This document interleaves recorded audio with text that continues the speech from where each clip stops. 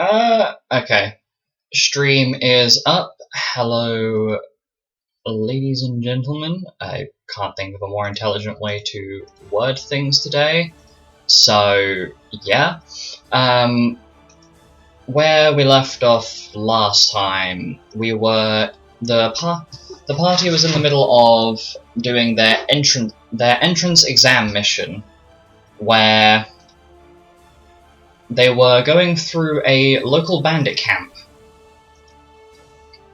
to basically clear out and either apprehend or eliminate the bandits within.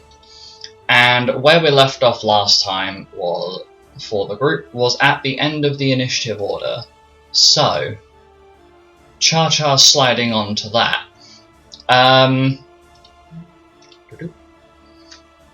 Last person to leave off was Xanis. Oh god, I haven't organised any of my tabs. End me. You... Give me a moment. You go before them. Okay, so...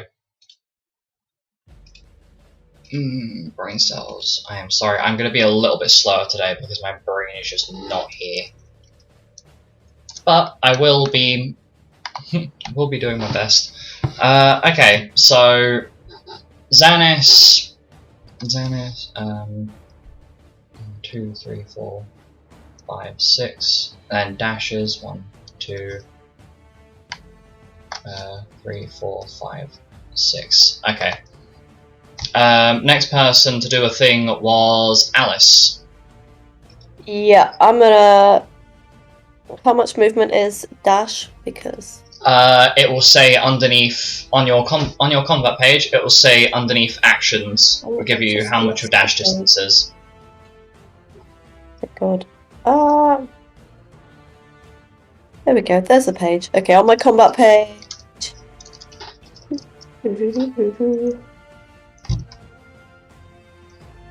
Aha! Found it. 30. Okay, cool. So I'm gonna move. Probably follow Xanis. 2, 20, 30. That's dash, and then. Okay, can I try and get through the door? Yes. Yes. Let me try and break down the door. It would appear that these doors are unlocked. Strangely enough. Amazing. Whether that be misfortune or not, who knows?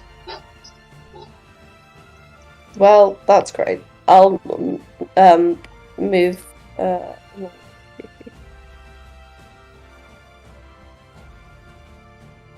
Sure, I'll get to that. Okay. There we go. Sweet. So, next person on the initiative order is Penton.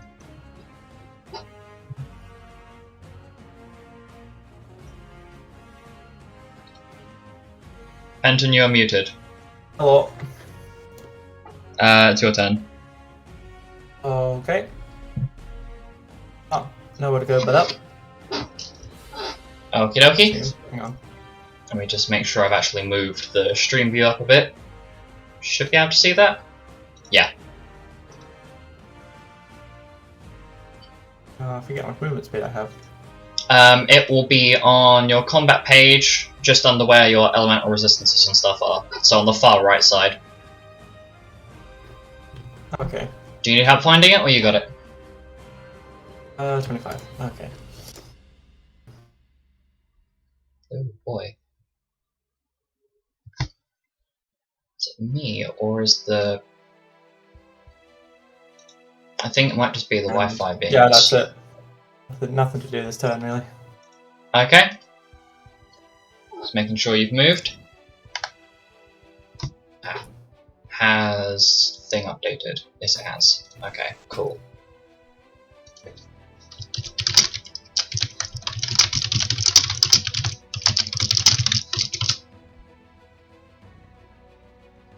Just double check something real quick.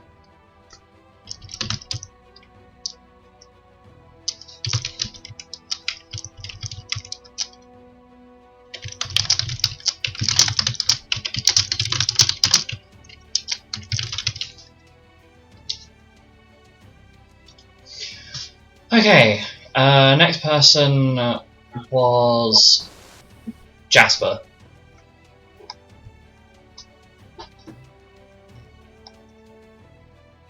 Hello. So it's your I'm turn gonna- initiative. Yeah, I'm just gonna run the way that Penton and Alice went, so dash. Okie dokie. Let me just...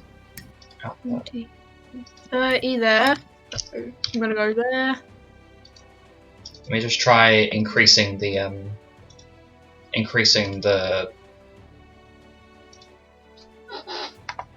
quality a second. I apologise if this looks really bad. Wi-Fi is acting up at the moment. There we go. That'll be it for me. Done. Okie dokie. So next person on the initiative order then would be Mira, who is down here. Let me just scroll the view down. I guess I'll just dash. Okie dokie. Just so you're aware, the square directly in front of you is where the secret door you guys discovered last time. Okay, so that counts as a tile, does it? Yeah. 1, 2, 3, 4, 5, 6, 7, 8, 9, 10, 11, 12. Okay. There we go. Okie dokie.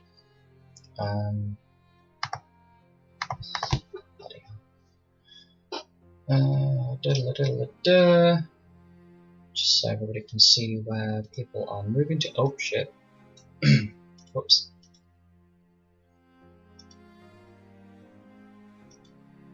Okay. Next person is you. And where would they be on this map that I created? Oh shit, no, don't do that. There we go. Okay, 1, 2, 3, 4. Okay, so they're fine where they are. Next person to act is Father Bear. Oh boy. Let me just move the screen down again.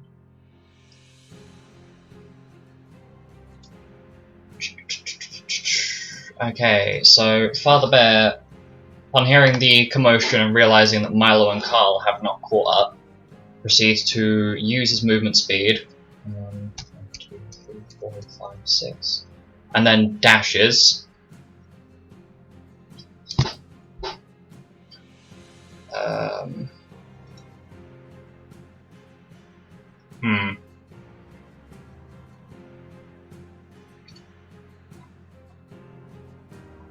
And basically just stands in front of where Milo currently is with shield raised.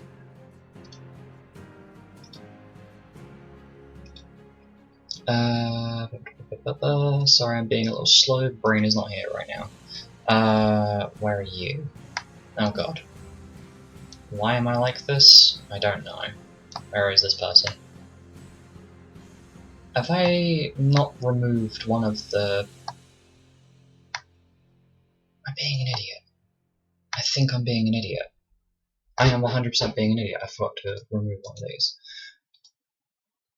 So next person to act is Carl, Milo, Carl and Milo. Milo, I'll let you jump in first. Hey. I'm still a bit... just like... over the gunshot. I don't even remember if I reloaded. Yeah, I remember you mentioning that you reloaded as a bonus action, which is why you've got one less ammo currently. Would I be able to shoot at the Dragonborn rogue, or is that... No, you could definitely shoot at the Dragonborn bandit down the corridor. Because Carl technically takes his turn before you do. You should be able to make a clean hit against the Dragonborn without hitting Carl, if that's the concern. Yes. Now, the better question is, am I gonna hit? That is a very good question. If I roll a nat 1, I swear to God. We made jokes about this before session, I swear to God. We Does love a good 16 nat hit? one. Does a 16 hit? Let me double check. It's that page. Scroll over here. It's 9. Yes, a 16 hits. Demonic noises. That is a 10. 10 Piercing damage. damage. Okay, yep. You deal 10 then- piercing damage. I'll bonus action reload. Okie dokie.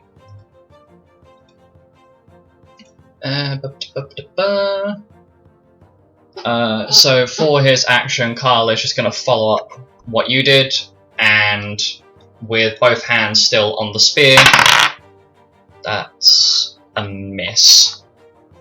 Rolls an 11 total, so tries to takes a rather aggressive thrust with the spear, however puts a bit too much force in it, and it kind of goes straight past the side of the Dragonborn's head. Scares the crap out of him, but doesn't really do much in terms of actually trying to solve the threat.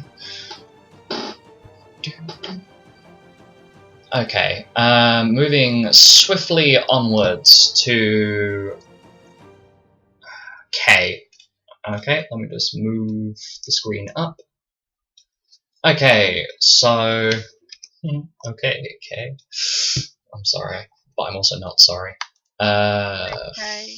Fuck. Where, why, and what? 1, 2, 3, 4, 5, 6. Kay just uses her movement to go into the room. Oh, okay. Yes. This is happening. God,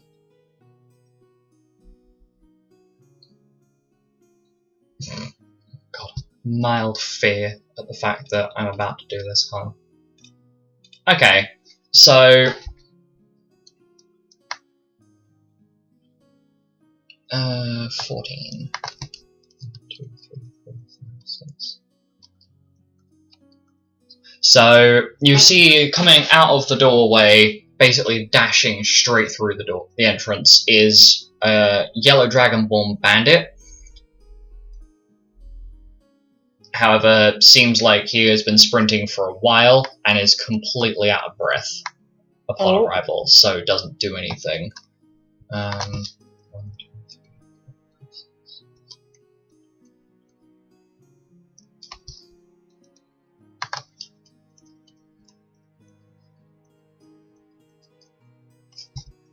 Okay, that's not doing anything yet. 1, 2, 3, 4, 5, 6. So one of you see another Dragonborn bandit enter the doorway before you, and what they proceed to immediately do is lock that door, muttering, Alice, Jasper, and Mira. You guys be close enough. Can you make a perception check? A sound-based check, please. Okay. For those of you that have bonuses related to that specifically.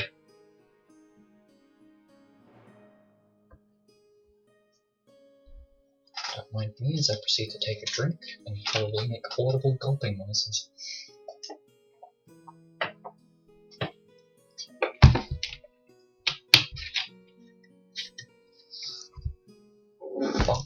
Okay, so Alice, what did you roll on your perception check?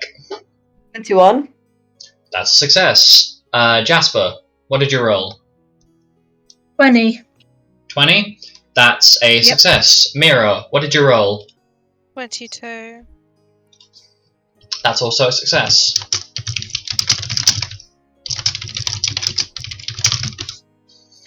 Okay, so you hear the Dragonborn bandit mutter about making sure these intruders don't mess with the boss.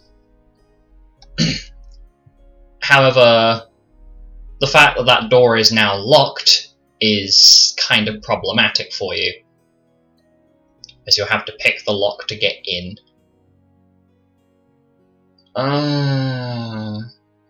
Who's got any lock-picking skills?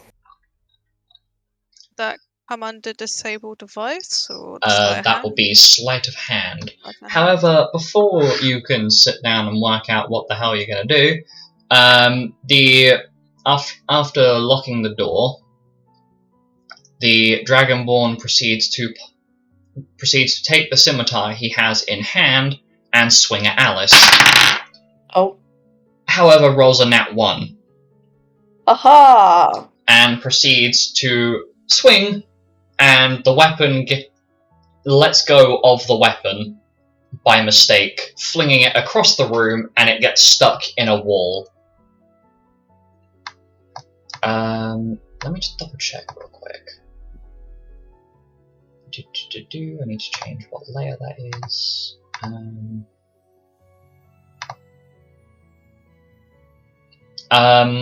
You notice in the corner of the room. This is referring to you exclusively, Alice. You notice in the corner of the room that the Dragonborn scimitar lands. It seems to be a large mound of slime, but upon the scimitar hitting where this area of greenish blue slime is on the ceiling, it makes a hollow sound, almost as if there was something behind that area.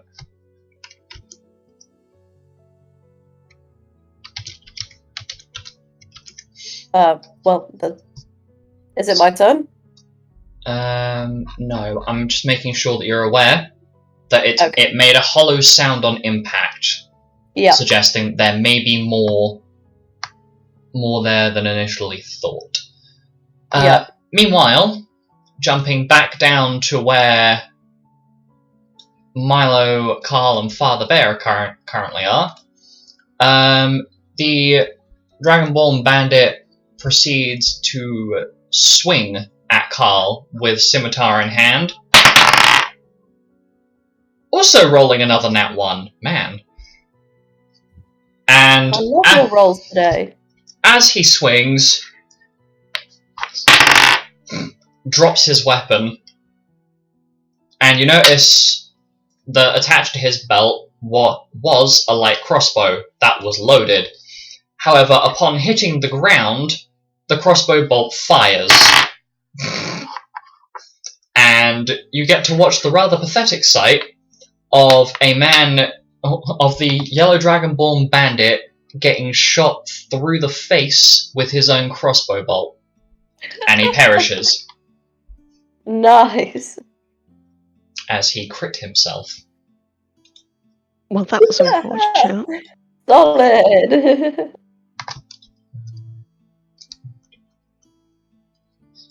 Where is this one? You are up here.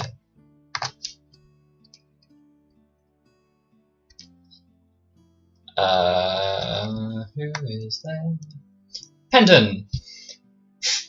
From one of the many doorways in the room that you've just entered the entranceway of, a Yellow Dragonborn bandit pops out of the doorway and proceeds to fire his crossbow at you. Does a 10 hit? No. Okay, the bolt flies straight past and misses you completely. Ah.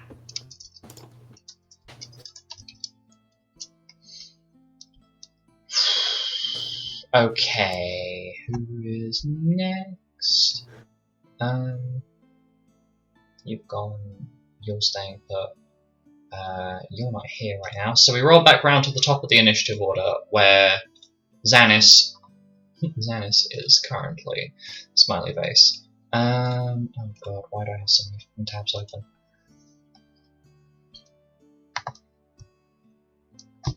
Oh shit. I don't think I moved the screen, did I? Whoops. I forgot to move the thing. Totally professional, guys. Totally professional. Yeah. Let me just... you bastard. Wait, hold up. 1, 2, 3, 4, 5, 6.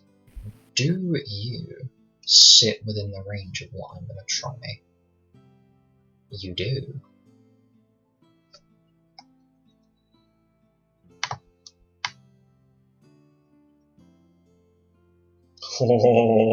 Oh yeah. Oh yeah, this is happening. So, as Xanis enters the room, he lets out part of the part of his Moon Wolvenite heritage and unleashes Primordial Howl. So, that's him.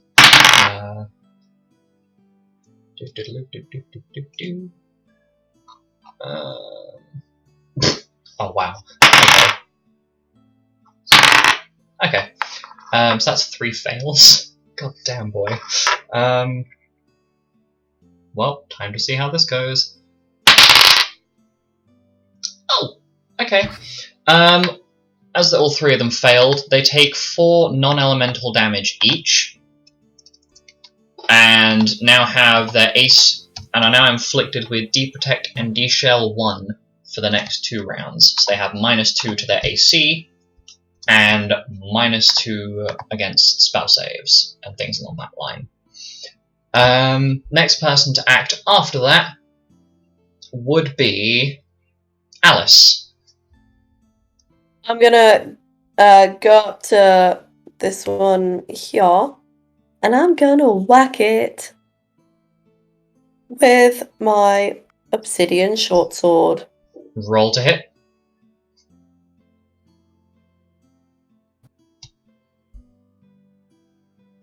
$15. That hits. Oh yes! Whoop whoop. 1d6. Ooh, a 6. Plus 6. So, yep. 8. That's 8 points of damage. Nice. -8. So, after that attack, the Dragonborn bandit that you struck seems very much on his last legs. Next person to act is Penton. Yellow. Okay, I guess I'll finish him off. Okie dokie. Please move. I'll move there, and I'll give him a stab with the old sword cane. Oh my god.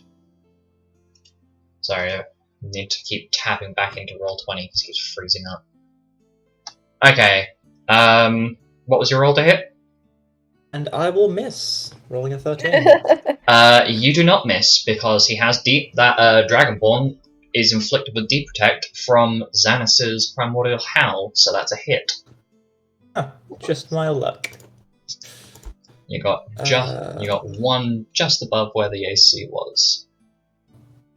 1d6. Rolling 9 damage again. 9 damage. Yep, the Dragonborn is deadified. Nice. Next person to act would be Jasper. Hello, I'm going to do the thing that I always do. Let me bring up my combat thing. The Grimoire. Mm-hmm. Against the guy. I was going to say a guy in the doorway, but they're both in the doorway. They are both in doorways, yes. The guy to my on the left. The guy, yeah. This one, yeah? Yeah, that one. Okay. Roll to hit. Yep, I shall. Oh, that's a 24. That definitely hits. Yeah, that's 19 plus 5, so that's my. Damn.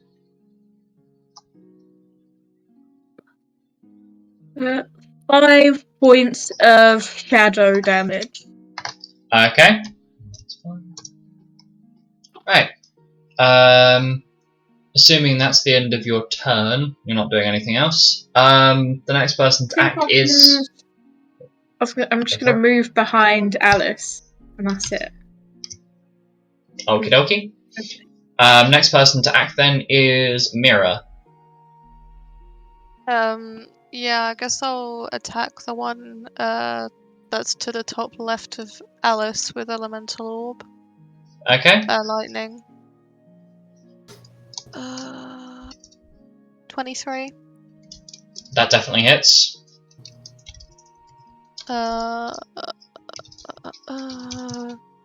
2, but it's doubled because effective damage, I think. So 4 damage. It's Earth you chose, yeah?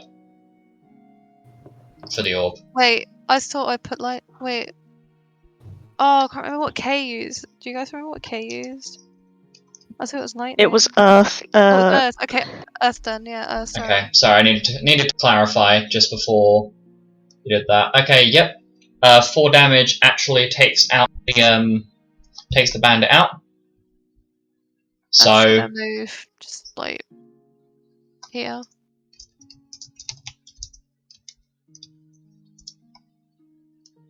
okay, next person to act then would be. Is that still alive? Have I forgotten another one? Oh no, he's down there. Okay. Nothing happening there. So next person to act would be Father Bear, Carl, Milo, and yeah, just the three of you down the bottom are the next three on initiative.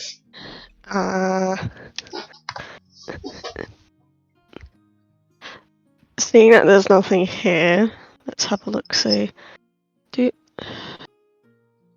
where's the doorway? The doorway is the little square-shaped thing with the lines. No. I mean the secret doorway. Oh, it would be right there. Actually, let me. Yeah, there you go. If I action dash, I'll be able to get in front of the doorway. But rather than getting in front of the doorway, I'm just going to instead just stop right here. Okie dokie. And that's my turn. Okay. 1,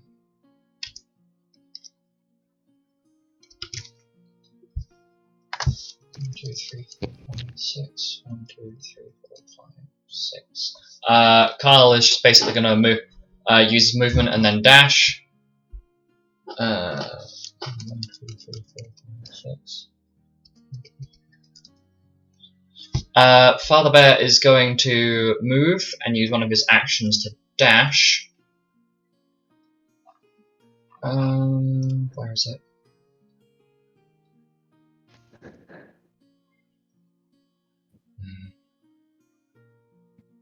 And is going to enable his. Is going to enable Shield Oath. So let me just put down my notes.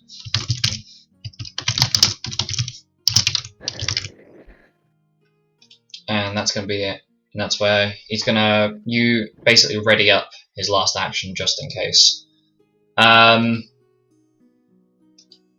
Next person to act will be Kay. Assuming that I did remember to scroll the thing down. Okay. So Kay, seeing there is only one Dragonborn remaining from where she is standing, is going to fire off another bolt from her staff. Yee. Wait. No, that's unfortunate. Missing completely. She rolled a 7. Was it 7 total? Yeah. Sorry, 9 total. Oof. Okay, and now I move on to the enemy turn.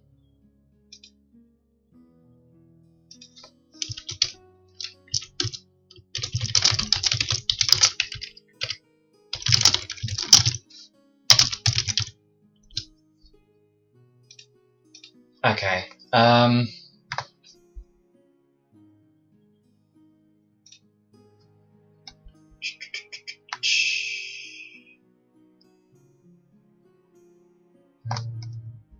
don't think that one's still alive, so that should be moved. You're gone. You're still there.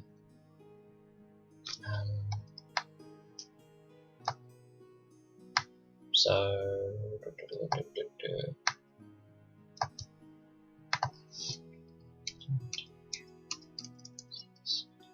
One, two, three, four, five, 6.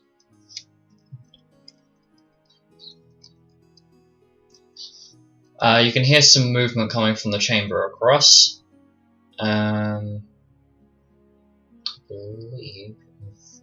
Do not open Excel. 13 is gone. 7.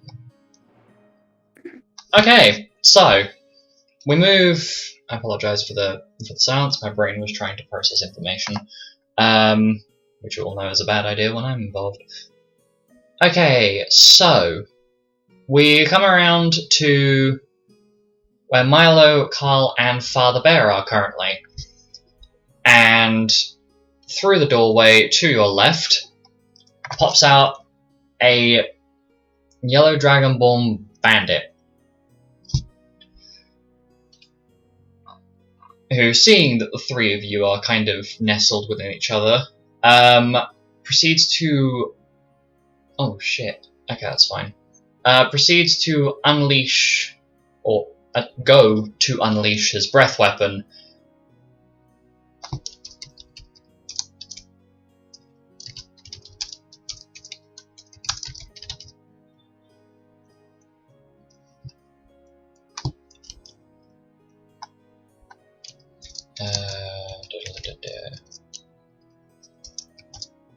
Wait, I didn't move the...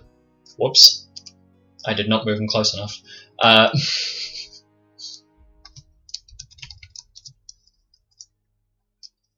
Okay, so as the Dragonborn attempts to start using his breath weapon, Father Bear proceeds to use that readied action to swing his axe directly into the Dragonborn's face.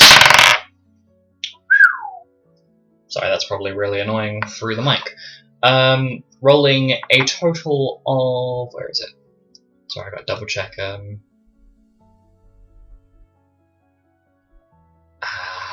Okay.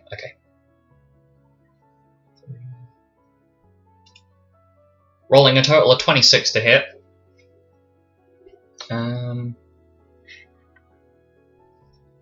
So it's that plus that. Fucking hell. Okay.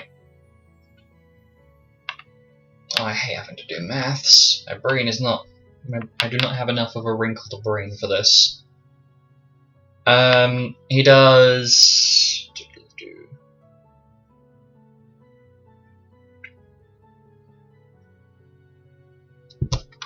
My brain always struggles with this. It's 8 plus 4 is 3.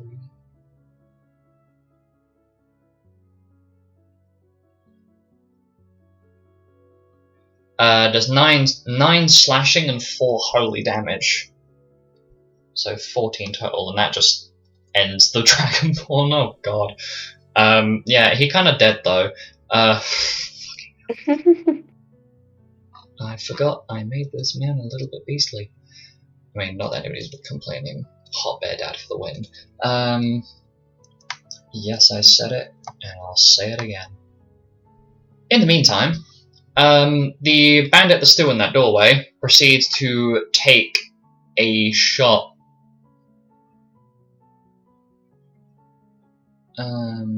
at Jasper with his crossbow bolt. What's your AC? Oh, Let me double check. My AC is like 12 or something. I think it's 12. You are one very lucky man. I rolled an 11 total. The bolt just go. You hear the sound of the wind past your ear as the bolt goes straight past you. Lucky me.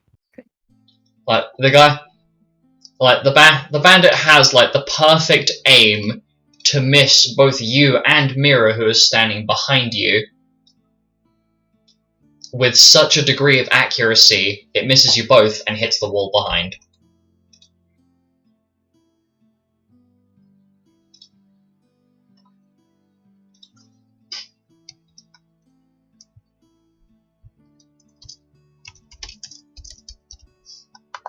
Okay,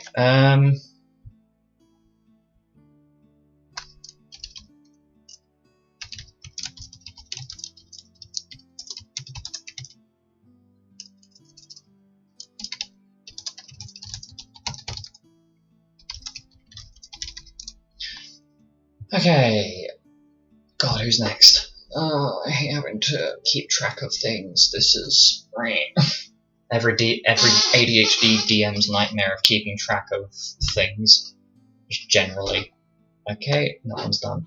Okay, so next person on the initiative order is Xanis. Oh god, the small child. Xanis moves up to the Dragonborn and proceeds to pull the trigger on his gun knife. Holy crap! That's okay. And rolls a 14, only just hitting. So that's 6 piercing damage and 3 wind, as the bullet basically explodes into like an elemental wind burst. That's how I can describe it. It's like a tiny explosion of just wind elemental energy, and the bandit drops like a sack of potatoes. Meaning that aside from the fact that Milo, Carl, and Father Bear are not with the rest of the group right now, you have a short breather.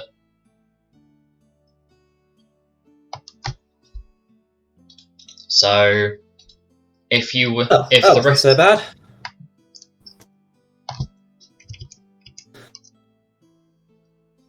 What do you think are left? 3, 4? Can I go explore the wall that was like hollow, or that I heard that was hollow? Yes, that would be in the very bottom right of the room. So let me just ping it on the stream view for you. So be here. Okay. Yeah, can I go investigate it? Yep. While you're doing that, does anybody mind if I jump over to Milo, Carl, and Father Bear? Because I'm assuming that you three will be making your way back to the rest of the group. Sure. Milo? Yep, sorry. I rolled a 6, lol. Was that on investigation? Yeah, I had a -1 to my investigation. Oof. Alice is blind AF. Makes sense. Can I go and help her? Yes. Yeah, please. I need some backup, you know. I'm just a little bit blind today. It's just not my day, you know. Milo, Carl, Father Bear, if the three of you will move up to the room and just plop yourselves in there. Oh, there. In there, or there? Yeah, just in there. Okay. As the group regathers and reconvenes in one place. I rolled a 21. 21. Okay. Mm-hmm. So as you're searching, you find that there is a false panel in the ceiling where there's a small vent that appears to lead into a small corridor that looks like it's the way that you came.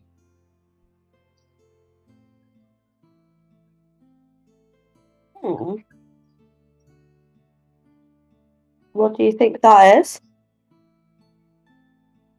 I'm not too sure. I mean, it seems rather interesting, doesn't it? Oh yeah, let's try like. How big is the hole? You'd say it's Oh, just big enough that you guys could, like, your smaller members, so those of you that are under, I'd say about 5'6" and under, would just be about to squeeze, just about be able to squeeze through the gap. So I could get through. But any of you that are like 5'7" and above would not fit. So I think it's mainly Milo, Carl, and Father Bear. I think Penton as well. Penton's 5'10", so yeah. I thought it was Alice. I thought she'd be quite tall. I think I'm an inch shorter than you are. Are you? Oh yeah, you are, aren't you? Oh my god, you're tiny. Oh, because like when we made our characters, do you remember? Do you remember the fact? I was just shorter than Bella and just got the bad genes. I mean, I did kind of remember that, but to be honest, my father's like 4 foot tall, so that doesn't really make much sense. The fact that I'm really tall, but Yeah, anyway, my mother he's does 4 have foot a little 11. gene. He's 4'11". Like for goodness' sake, he comes up to my knee or something. I don't even know at this point. He tiny. Guys. Back to your small vent. Thank you, Milo. So the vent there seems like you'd just be about able to squeeze through. Like, just about. However, I'd like you all to roll perception? Is it perception? Yeah, perception checks. Specifically to here. And I'd like all of you to roll. Yeah. Okay. What are we rolling? Perception check. Perception. Oh, perception. Okay. Yeah. Okay. Okay. Okay, Xanis rolled the same thing twice, so that's... Excuse me. Oh, hope that got me.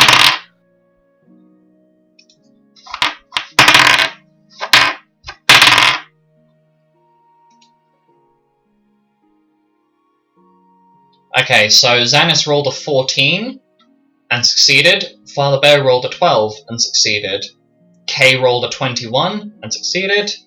Carl rolled a 13 and just succeeded. What the rest of you roll? Let's go 15. from... Okay, Milo, yep. That's a success. Alice, what did you roll? 7. That's a fail. Yeah. Mira, 18. that's a success. Jasper, 18. 15. 18. 18. Okay, sorry, your mic went a little staticky. Yep, that's a Sorry. success. That's alright. Epic. Penton. A lot of 18s today. 18.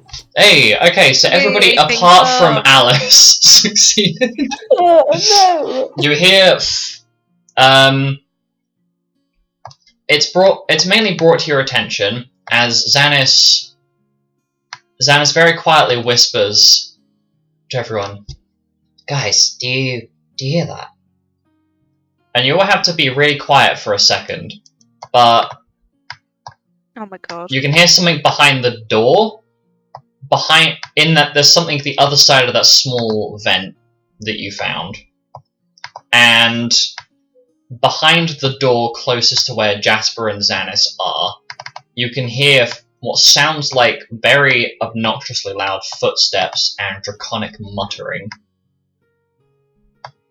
It would appear that the remaining bandits in this camp have gathered in one space. And they appear to have you pinned into this room. What are you gonna do? Unfortunate. Get out my gun and prepare to shoot whoever comes through this door. Okay. Well, So- take sides, people. Can I tell Alice what's going on? Yeah, I was like, and She I'm may going to not have scream. realised, because I don't want her to get a surprise attack here. Okay. How far can I move backwards? Yes, you may move away That's from fine. the door. How far? Can Well, your movement speed. I'm going to give you guys what would be a single round to prepare. Oh my god, we formed an M. Why? Maria. Yeah, let's go play. You kind of did though. How? The McDonald. Can I say McDonald? Yeah. Yeah. McDonald's, please give us a Alright. sponsorship, please. I love your chicken McNugs. You are terrible. you. I don't think they're watching. I will spell out my life being if it means McDonald's will sponsor me. Okay. Speaking of crispy Anyway. of crispy chicken, Oh, Alice and Mira, the first noise to approach you hear coming through the vent, as directly in front of you pops out a face, hey. a yellow dragonborn face. I will let the two of you act before he does, as you are both higher on the initiative score than he is. Can I tackle So, with my rapier, please? yes, you may make a joint attack between the two of you. So if one of you wants to help the other, one of you wants to help the other, or you can attack separately. Well, I rolled a natural 20 on my rapier. Okay, go for Well, it. I guess we'll attack separately then. So. I'll let Mira jump in first. Okay, 6 plus 3, that's 9. And I'm using. Well, if he's not dead after this, then I'll use a spell, but. So you're finally gonna make use It's of your spell combat ability. 18 damage just from that. Yep. You take your rapier and you thrust into the vent. The Dragonborn kind of sees the point of the blade approaching, but severely underestimates the fact that he's 5'7" and is stuck halfway through the vent. So Mira's rapier tip just goes straight through his forehead, and it makes an oddly satisfying squish noise upon impact, as it instantaneously kills him. I guess he should have had more foresight then, shouldn't he?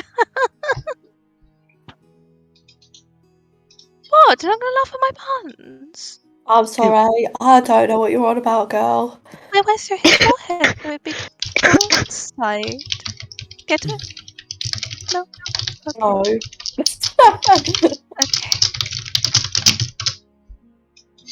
Anyway, the next doorway would be the one that nobody is covering, as the first Dragonborn moves in.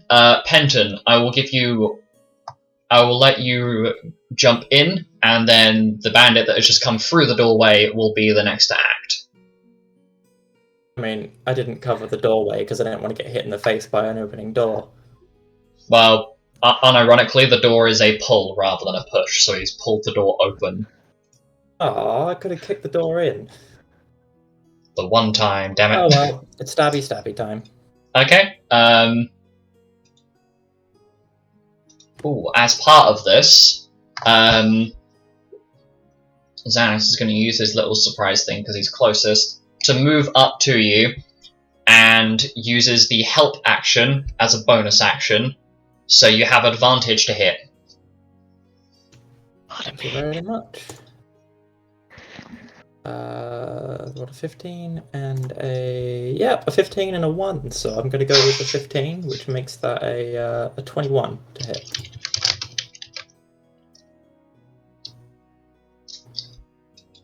Yep, that hits. Sorry, my brain just went potato there. Roll damage. Okie dokie. Just 5 damage. 5 damage. Okay. Has this moved on to... How long has that not been looping the track? Whoops. Me sets up combat music. Also me forgets to loop it. Nailed it. Professionalism. I know. So me not actually updating when people have used things. God damn it.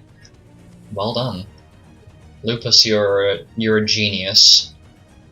That's now 0. Okay. So...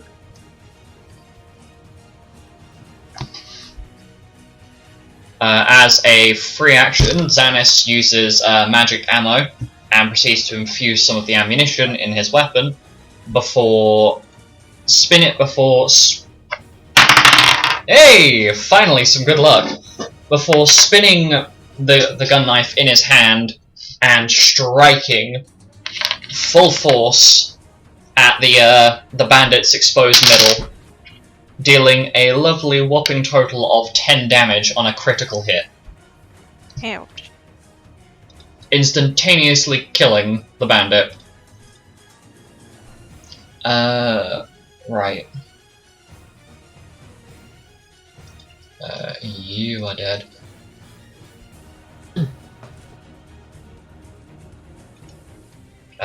Next one to move through. As the next bandit comes through the doorway, you hear what I can only describe as like crunching dirt. As past. Okay, that's a. Fucking hell! My rolls went from horse crap to really good. As with a 26 to hit, Kay launches an earth bolt directly at the Dragonborn coming through the doorway. Fuck me, dealing a grand total of 20 damage as she hits a weakness. So the bandit comes through the doorway, only to be catapulted back through after having perished completely. Oh my god, Kay, calm down, please. That is a very, very dead Dragonborn. Okay. The last one to move through is down this bottom area. Lol. Bottom. Bottom. Hey! Moves into the doorway. Milo, Fine. Carl, Father Bear, and Jasper, you are the only ones that have a surprise attack left, if you will. So Time to attempt to shoot it, smile. roll to hit. Oh, Milo, seeming as you're the first one to see them come through the door, Yeah. I'd also like you to make a perception check immediately Okay. afterwards.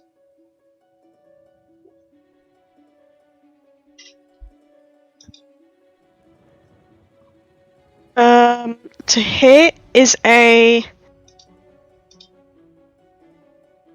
Can't math. 23. That definitely hits. You guys can maths. And that would be 9 damage. And then perception was a 11. I didn't roll very high. That's fine. It's pretty obvious. You notice that this bandit doesn't have a scimitar on him. Oh. So this bandit has barged into this room with little more than a crossbow to defend himself with. Makes you wonder where the scimitar is, considering that every other bandit so far has been carrying these on them, even if they are rather shoddy or broken in quality. Yeah. Jasper, do you want to jump in and strike before Carl or Father Bear do so? Oh, there they are. Sure.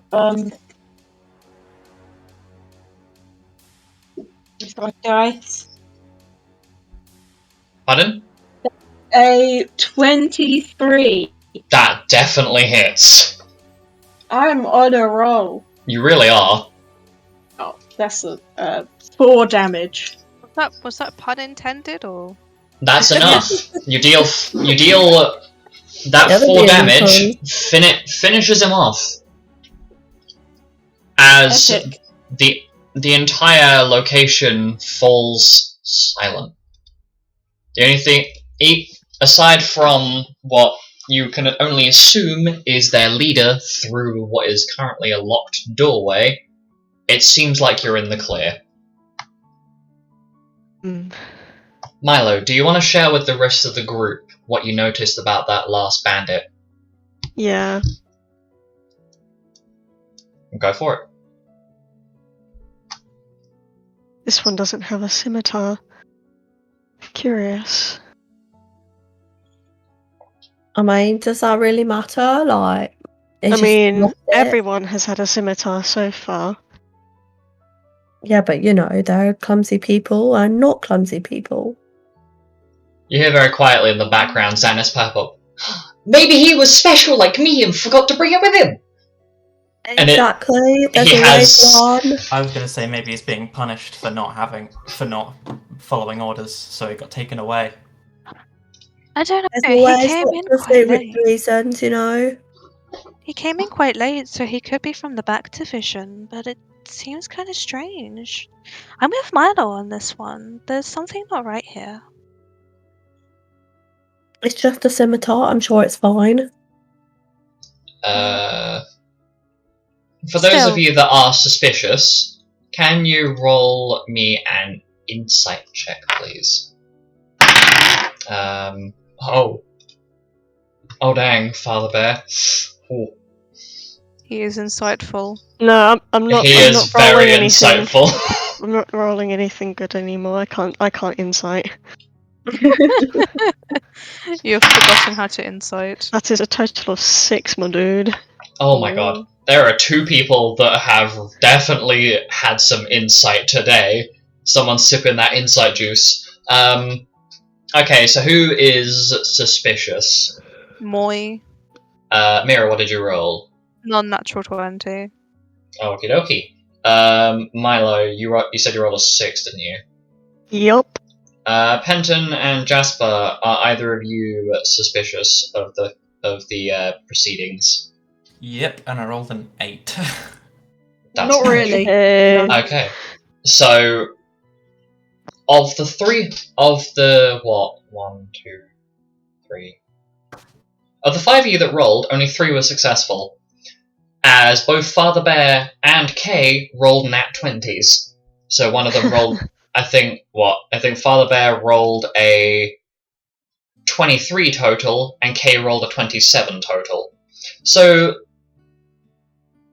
the 3, it's kind of ironic that the one with the most experience dealing with bandits and the two bookworms recognize this. Hey. But the idea comes to mind that perhaps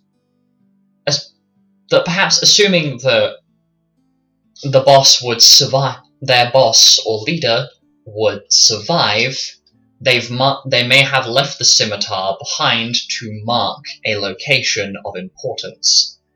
Perhaps, I don't know, the big stash of items and money that they've looted and pillaged from villages that they've raided. That could potentially be one of many, many options as to where it's been left. Do you want to share that with the rest of the group? That could be one of your suspicions. Yeah, makes sense to me. Go for it. Well, I think I read in a book once that, sometimes they leave their weapons behind to signify things of great importance. So, considering that they're bandits, it could be their treasure trove. You get a Oh, sorry, go ahead, Alice. My bad. so they have like hidden treasure, you know? It would make sense for them to. Oh yeah, we're gonna be so rich. We'll be able to buy our own airships, like a whole fleet of them. Well, they are only bandits, so I wouldn't get your hopes up too much. As you're Depends on how good they are as bandits. I already have a whole fleet. It's all right. as you're discussing this, both Kay and Father Bear are looking, kind of thinking to themselves, and Kay's the first one to speak up. Well, a thought comes to mind. If they're willing to put themselves at risk to protect this stash, it's more than safe to assume there's a lot there. Plus, I don't think the Guildmaster would just send us off on some easily resolvable mission if If the local militia couldn't deal with it, then they clearly must be good bandits. He does have a point there. As we're discussing this, Xanis has moved up to the doorway that has been locked. And you can see him crouched down in front of it, gun knife in hand, looking through the keyhole. What do you see? He doesn't seem to acknowledge what you're saying for a moment. Do you want to try asking a second time? Hello? I'm talking to you. He seems to kind of snap to his senses and shakes his head. Yep, this is definitely the room. There's another bear person in here. Like, Grey? Grey and a lot more grey? I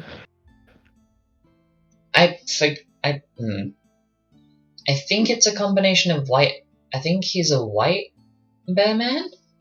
But he's wearing something very shiny and grey. Armor? Something very shiny. I'm going to assume that that's the leader then.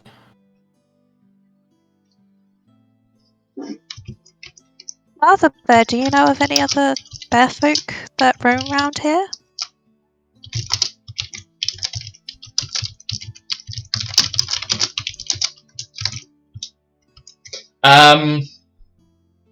Father Bear looks over to you, Mira, and just kind of shrugs with his hands up. Mira, I would appreciate if you don't assume that all bear folk like me know each other. Otherwise, this problem likely would have been resolved. I don't know if I know this person or not. I haven't seen them. Plus, you forget. Amnesia. I don't remember about 20 years of my life. Easily. So, I could know them, sorry. but I may have forgotten them. Sorry, sir. Wait, guys, what if this is their leader and we need to, kidnap them and take them back, because we weren't meant to kill everyone, so... Kidnap And them with what? we can intimidate them, and we can make them show us where the treasure is. I am actually really scary. Did you know that? While everyone is talking, I want to go up to the guy who locked the door and see if I can find a key. Yep, Xanis, that'd be next to where Xanis is. Xanis has just kind of shoved the body out of the way so he can see through the keyhole. It was locked, is it? Yes, I had described that Yeah, the he door has locked been it. locked. Can I find a key? Roll investigation for me. Ooh, I wonder what my investigation... Oh, that's pretty good.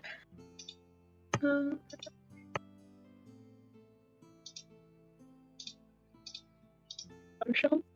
Yeah. Investigations. 18. 18. Wow. That is a success. So,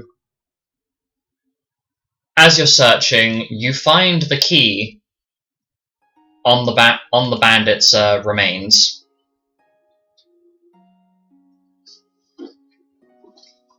And I'm assuming you're going to pick that up. But Yep. As you find that... Turn to everyone and say, Go ahead. I'm just going to turn to everyone and say, I've found the key for the door whenever we want to go in. Oh, let's go!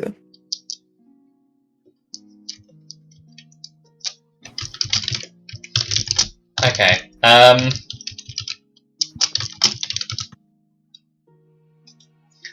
As you guys are prepping to enter that room, Xanis lifts his hand up as though to stop you all. I have an idea. I remember Papa Wolf told me about dealing with big scary people when there's lots of us at once. Rather than just bursting in there, if we try and work together and distract him, we could probably hit him twice as hard. Perhaps we should work out a plan before we go in there. Okay, plan time. I think we should go in and intimidate him, and then he'll show us where the treasure is, and then we can take him back and like show Lupus how really cool we are. Xanis What's the plan? That doesn't sound like a good plan. Xanis listens and kind of puts his hand, I can only describe it as, imagine Xanis doing the thinking emoji pose. That's the best way I can describe it. And he contemplates the idea before smiling. Okay. If we split up into teams, we could probably try hitting him from multiple sides. It'll be so every time we go and attack, he'll be distracted by the last people that struck him. So we could easily hit him. Like Mira and Alice, and then me and Penton, and then Carl and Father Bear. If we split up into those three teams, we can take the front and fight him, and then Jasper, Kay, and Milo, you guys stay at the back, and we should be able to stop this bear man from getting anywhere near you guys. Does that sound like an idea? And he has a big cheesy grin on his face as though he's just aced the delivery of what he's planning. Seems a lot fine to better. me. Yeah. To I agree with this one. simplify what Xanis is suggesting, he's suggesting that the six of you that are not completely in danger of being in melee range try and flank their leader, while Jasper, Kay, and Milo try and stay out of range, so they're not putting themselves at physical risk of, being struck directly. Just to clarify what he's saying in case I didn't deliver it right. Okay. Are you guys going to agree with Xanis' idea, or are you going to try and just rush the bandits leader?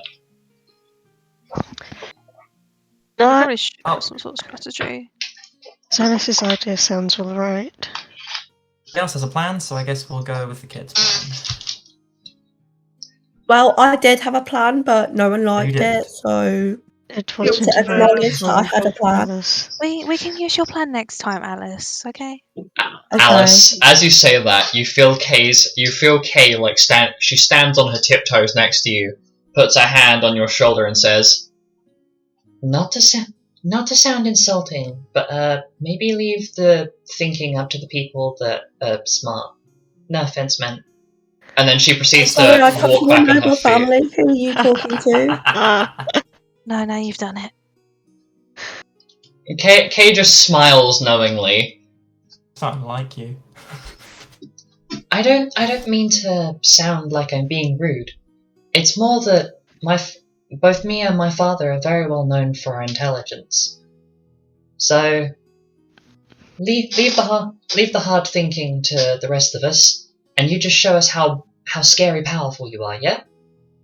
Okay, yeah, well that's good, because I actually am really powerful.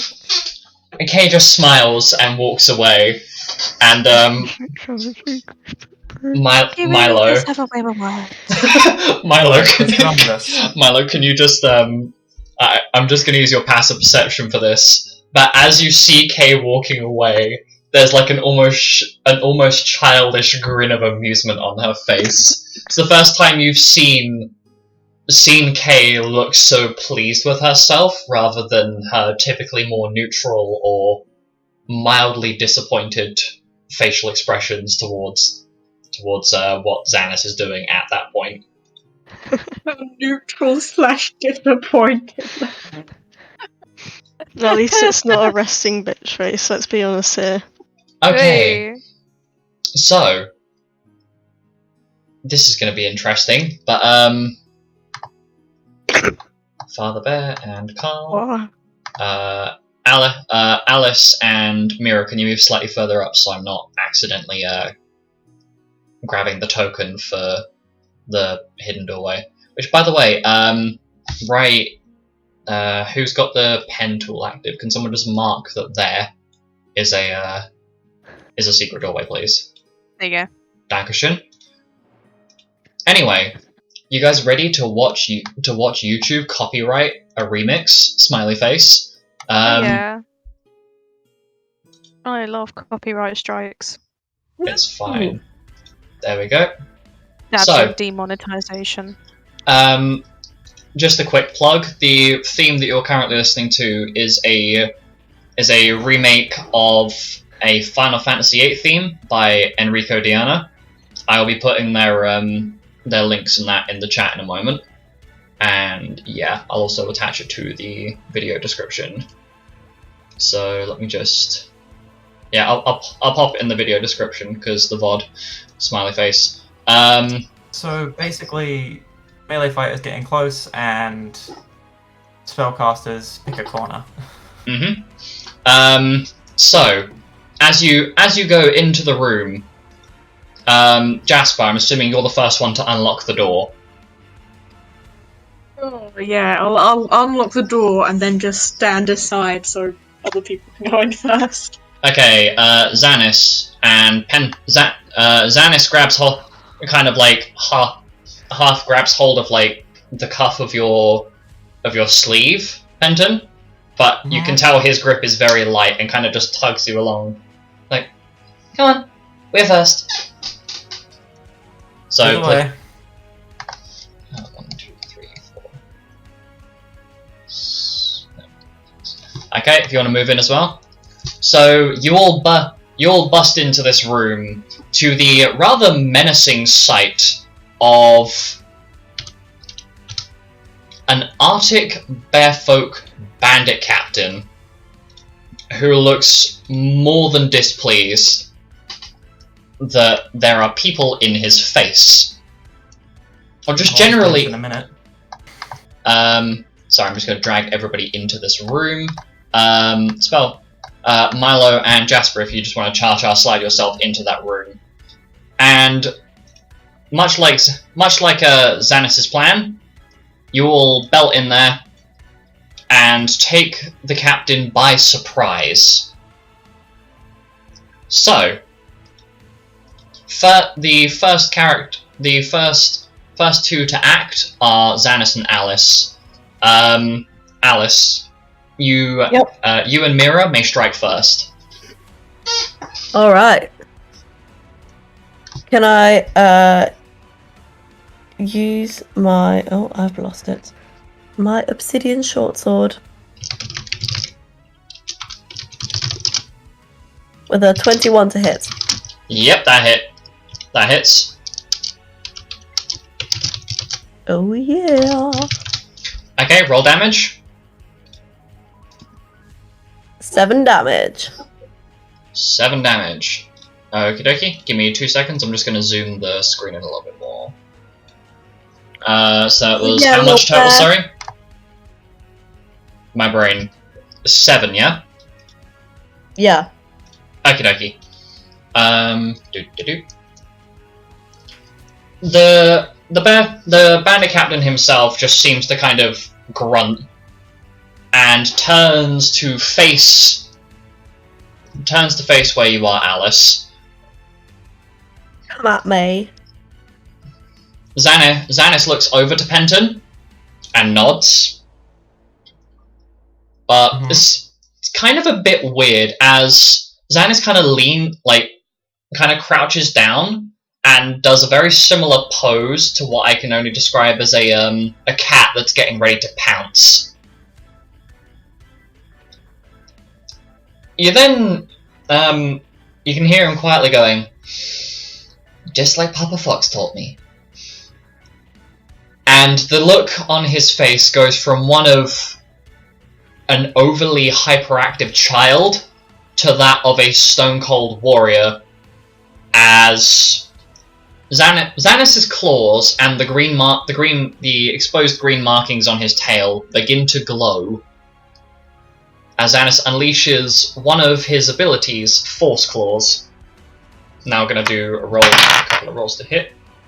Fuck me, that's a that's a nat 20 and a 17. Okay, child, calm down. As Xanus pulls the trigger on his gun knife, which is the nat 20,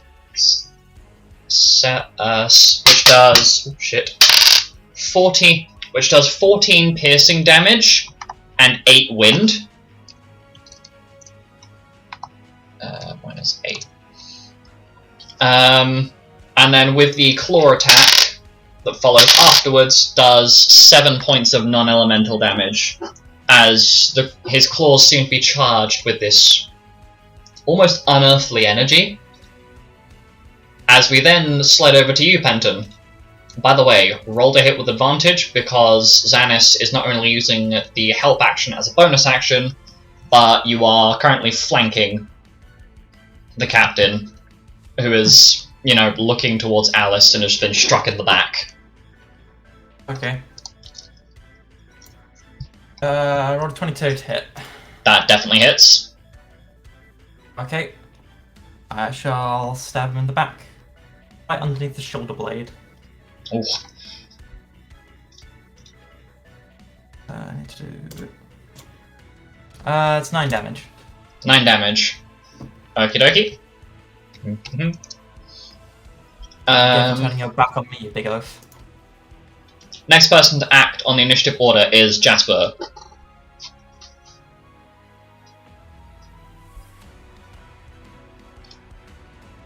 Hello. Yep, I'm going to cast Dark at the guy. Okay. You're currently in Dark Oath, yeah? Yeah. The Dark Arts. Or Dark Arts, sorry. Sorry, I'm thinking of Oath. Yeah. Just to make sure that you are aware, while that is active, remember to give add +1 to your damage because of the cast level boost, and the DC is 1 higher. Just remember that. It's a roll to hit, so.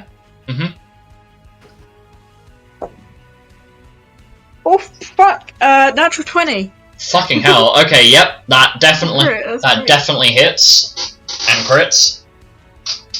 Okay, so 1d. Where's my d6?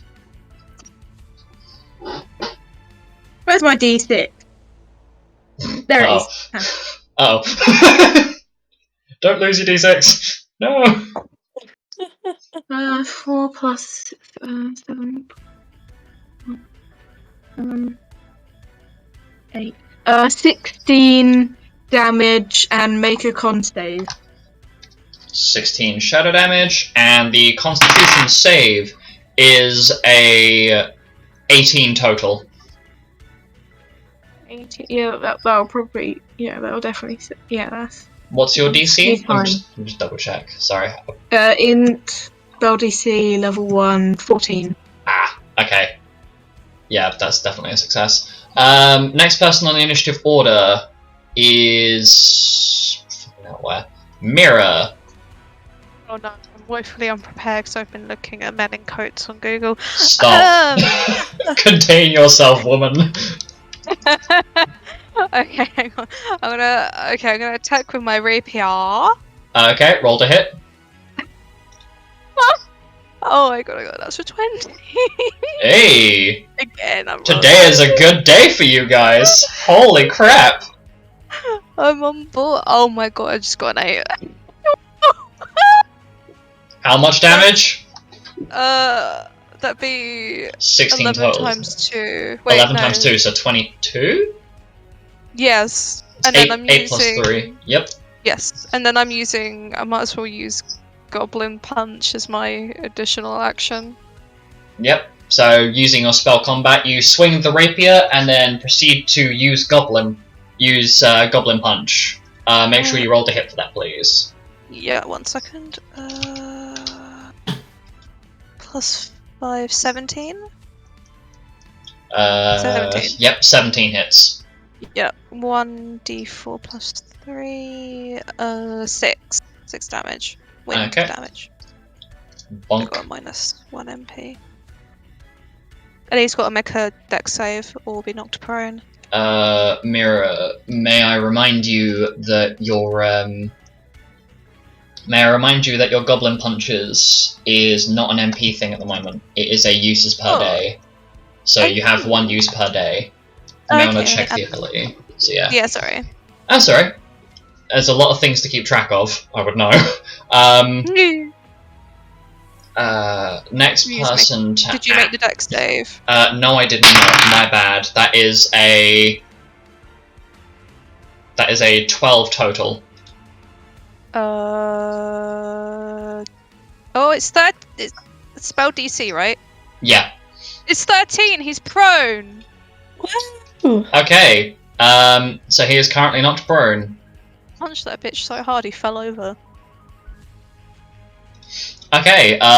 Next person to act is Father Bear, who is currently going to wait until the end of the round to act. So it'll be Carl, Milo, and Kay. Milo, would you mind initiating the backup plan for me so I can get Kay's turn ready? Well, this is awkward, because shooting a prone man means disadvantage. So I'm going to reload using my bonus action and then hold my action until he's standing again. Understandable. Would you mind just yeeting Carl's action for me while I sort Kay out? Oh, Carl's action, time to go and stare at what Carl has. Smile. Meanwhile, what the hecking heck am I doing for Kay? Can't believe I've already popped this. Oh, okay. What am I doing with my life? There we go. That's the right page. Carl shall attempt to stab using the spear. Rolls a 23. Nice, that definitely hits. 9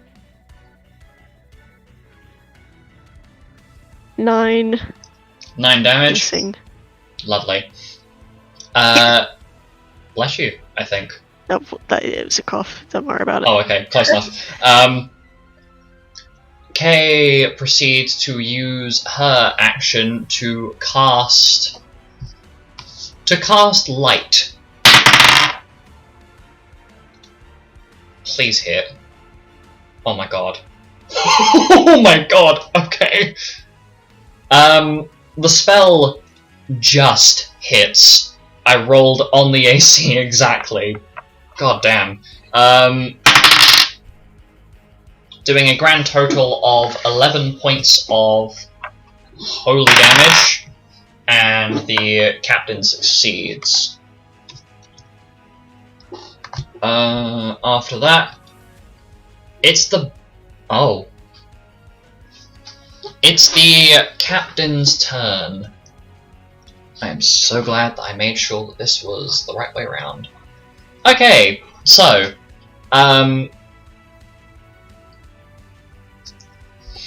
using up his bonus action, the captain gets off the ground. Shoot him. Yep, go for it. No hesitation. Roll to hit. Yeah, but it's a readied action, and also I think Milo's gotten used to how 17. quick. Yep, that definitely hits. Milo's gotten used to how quick I am. That's a 7 piercing. 7 piercing. Okie dokie. Okay, oh boy. In his hands, the Arctic Bearfolk Bandit Captain, try and repeat that 3 times fast, don't actually do that though, has a warhammer in hand and proceeds to swing full force at Father Bear.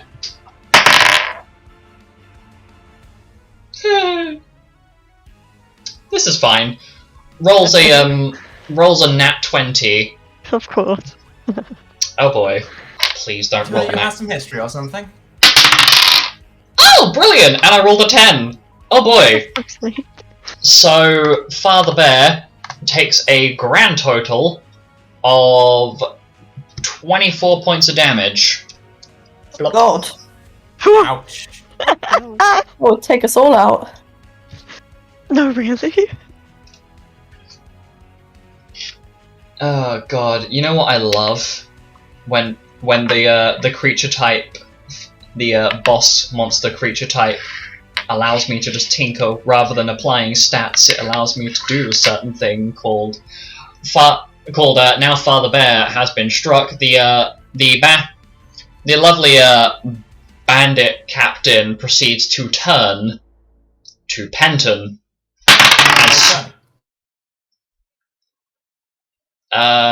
He's not moved far enough to provoke a opportunity attack. Fine. I apologize. Remind me, Penton, what's your AC? It's 14. 14. Okay. Smile.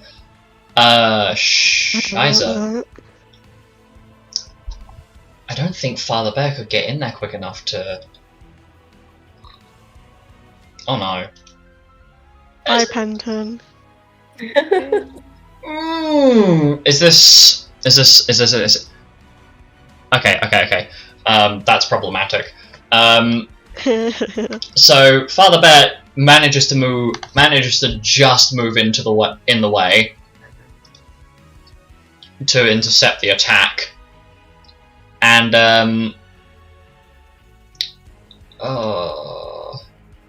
and luckily enough, the attack bounces off the shield, meaning the captain missed. So next person to act would be Mr. Bearman himself. Oh, Mr. he's gonna walk Lovely Father Bear. Who as an action is going to use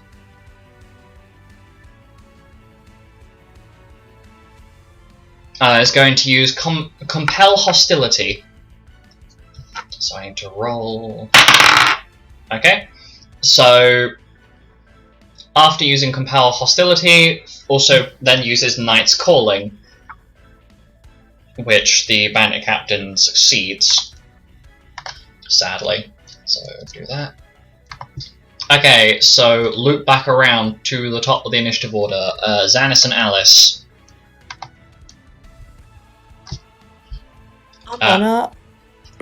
Jump in there first, Alice. Okay. I'm gonna activate Dark Side. Okay. Please remember that while that's active, you will not be able to heal from external sources, and please remember to remove the HP for the activation cost. So Yeah. -1 health. Yeah, okay. Okay, wait, so every turn I -1 health. Yeah, it'll be -1 now for the activation of it. Yeah, okay, that's fine. So I'll let you know at the end of each round. Cool. And then I'm gonna hit it with my... whatever it's called. The short sword. Obsidian short sword. Okay, roll to hit. Ooh, a natural 20.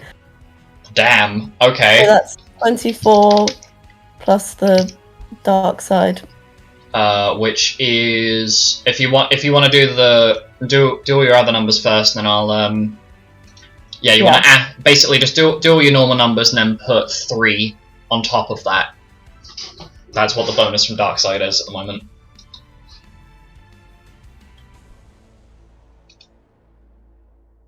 I gain +3 damage to all attacks. Okay, so +3 damage. Okay, so rolled 5, 6, 7, 8. Okay, so that's 10 points of damage, and then times it by 2 because it was a crit. So 20 damage total. 20 damage. Yep. Okay. Next person to act. He's died? Nope.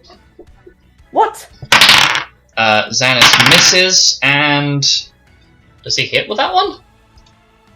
Okay, we're on the swing with the claw.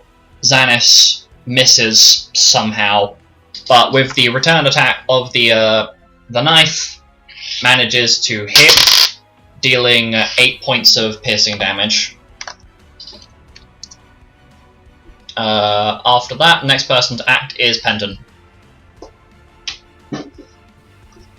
Right, so understandably annoyed that someone just took a swing at him, that someone had the gall to take a swing at him.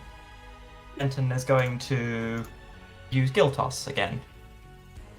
Okay. How much gill are you throwing? 100.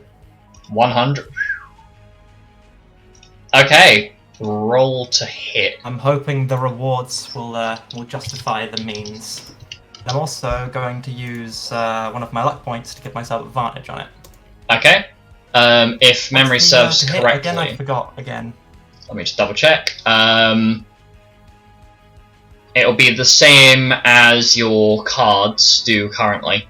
So the same hit, so there's the same hit bonus as your cards, but it's 2d8. It'll be 2d8 damage total. Okie dokie. And then add your dex mod because bullet. Yes! The first one was a 13 I rolled, the second one was a nat 20.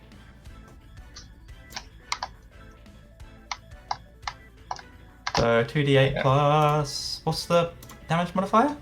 Your dex mod, so plus 4, I think? That is what your dex mod is, let me look. There's dex plus 5 on the throwing cards. Yeah, your card. I believe your cards are slightly different. Okay, well... Yeah, your cards have a slight bonus to them at the moment. Yeah, it'll be plus 4. Because you're okay, using... that's 12 damage, and because I critted him, that's 24 damage. Damn. We are getting concerningly lucky. What makes me worry. There you go. This makes me worry for what's coming. Come on, take another swing at me. Dare you. Doesn't understand Yeah. me. I mean, are you speaking... Spoken yet. Are you... Okay, you haven't said anything I was about to say.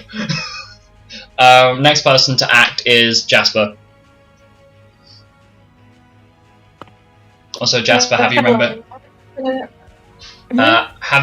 to remove your MP point for casting Dark? No, but I'm gonna do it now.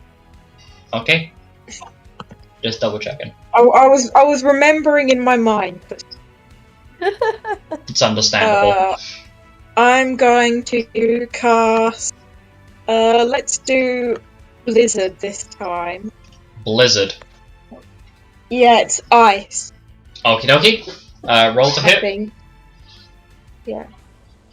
Have anyone done ice yet? Like, do we know what? No, I wouldn't have like ice resistance for it.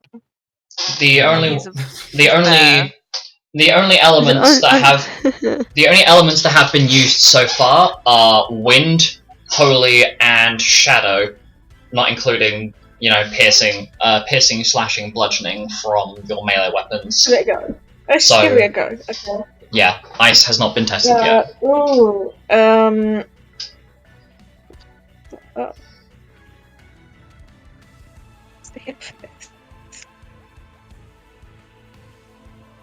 Be your first level intelligence spell. 15. 15 total. Yeah. Yeah, that just hits. That's on the AC.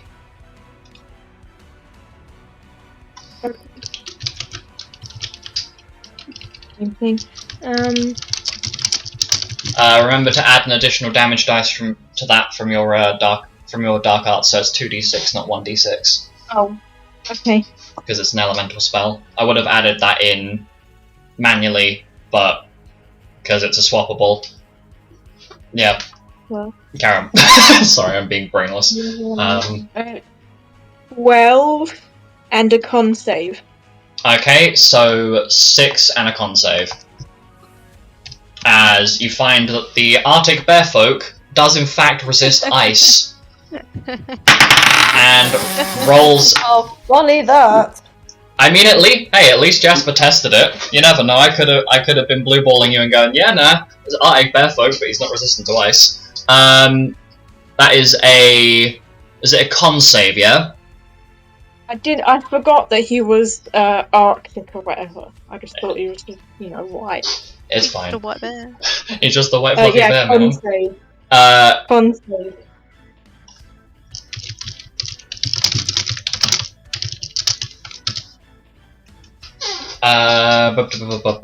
that is a 17 total. Okay, yep. 16. Well, I still did like 8 damage or whatever.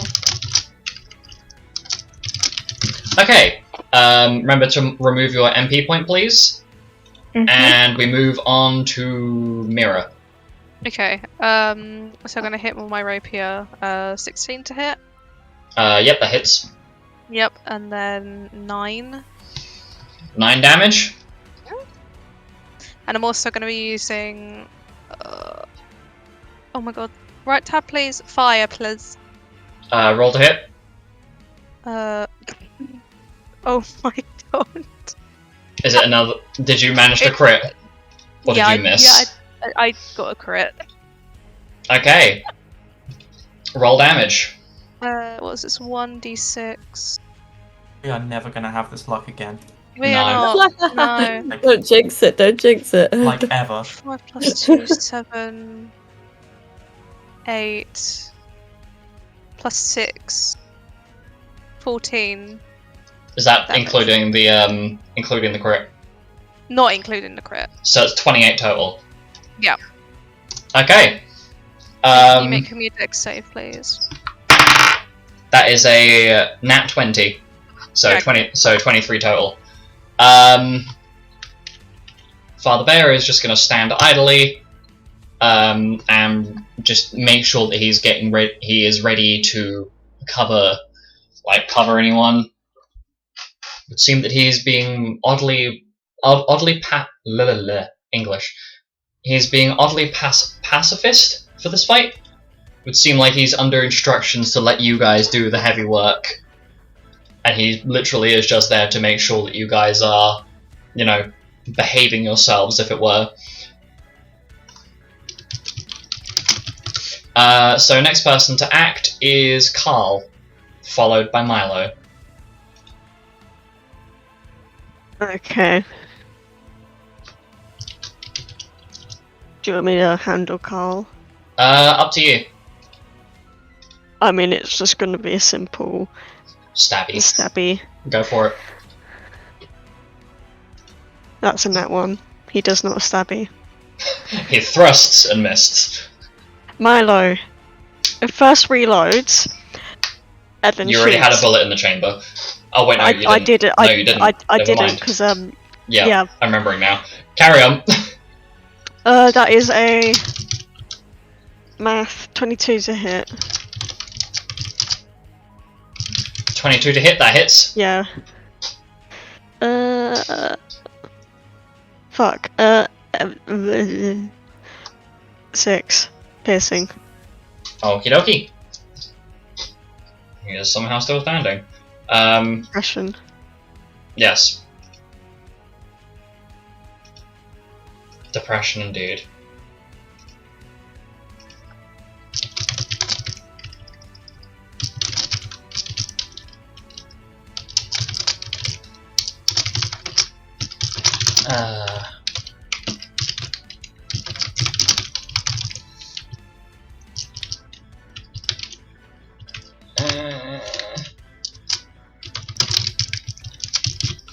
Okay, so next person to act is Kay. Do I do this? Yes, You know what? do. Yes, I do. Kay seems mildly frustrated with the fact that we haven't managed to deal with him yet. She grabs hold of her staff in one hand and proceeds to run up while the barefoot captain. Oh wait, 1, 2, 3, 4, 5, 6. While the barefoot captain is distracted and facing Mira after being struck, and swings with her staff to knock this man out.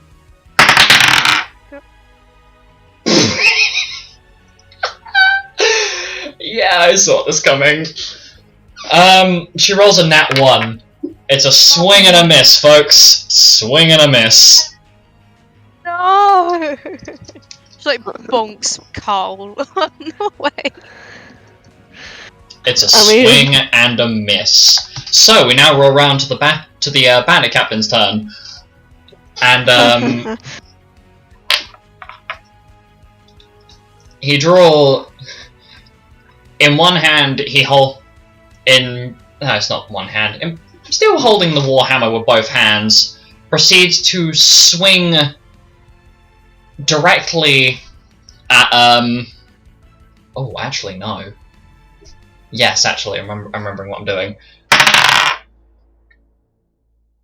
Swings at Father Bear with an immense amount of force.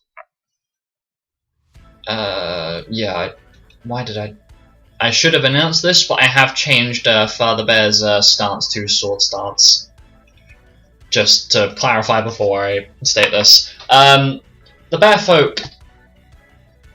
Arctic Bearfolk Bandit Captain hits and actually knocks Father Bear back 10 feet from the force of his weapon striking the shield, only doing 5 damage total. However, he then proceeds to pivot towards Mira. Why? No longer having both hands on the warhammer, one of the bandit captain's hands reaches directly for Mira's face to grab hold of her. Please roll a contest of strength. Uh-oh. Of course now would be the time where my rolls Nat 1. Nat 1. do not exist. Does anybody We get an No. assist? That was a 5. That's Can we a Close assist? enough. that's a fail. Can we Good can we advice. jump on the strength and assist? No, unfortunately not. So you watch as the clearly on his, like, he's very clearly on his last legs, but the bandit captain grabs hold of Mira by her face. Oh, come here, princess, and proceeds to slingshot her across the room towards one of the walls. Talk. Oh my Which god. wall? The wall behind where Penton and Xanis are. For me to Uh-oh. move. Just like there. Yeah.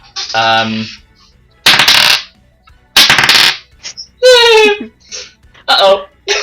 Hey, Mira. One time.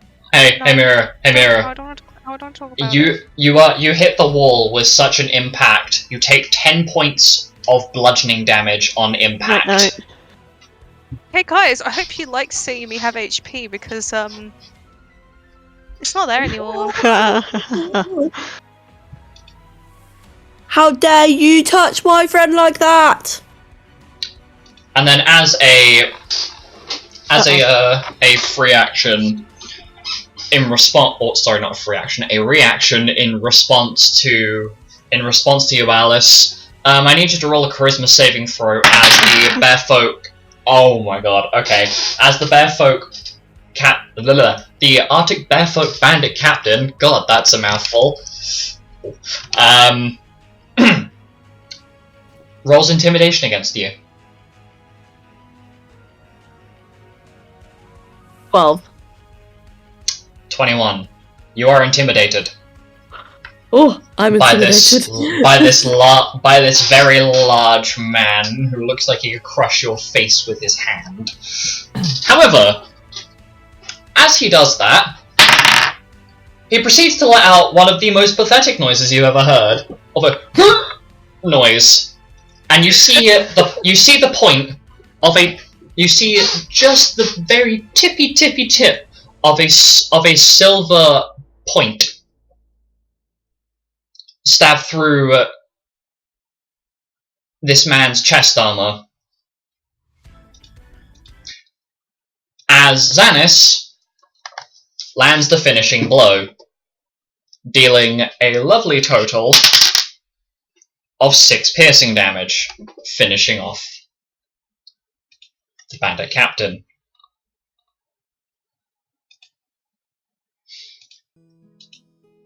Well, I did And not all like is you quiet. there. Rush over to Mary and use triage. Oh, triangle.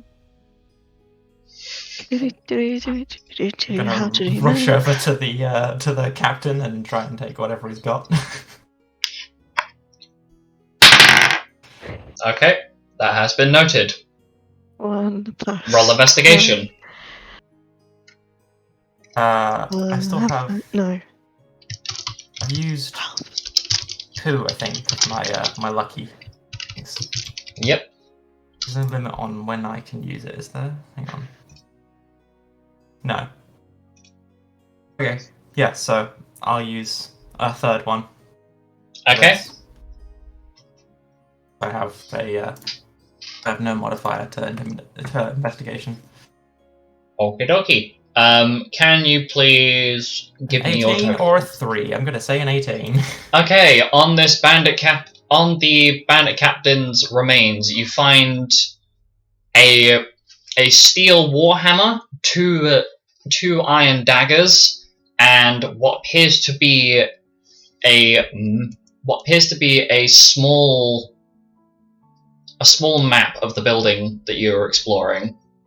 And marked on 2 points on this map, there is what seems to describe 2 secret doorways.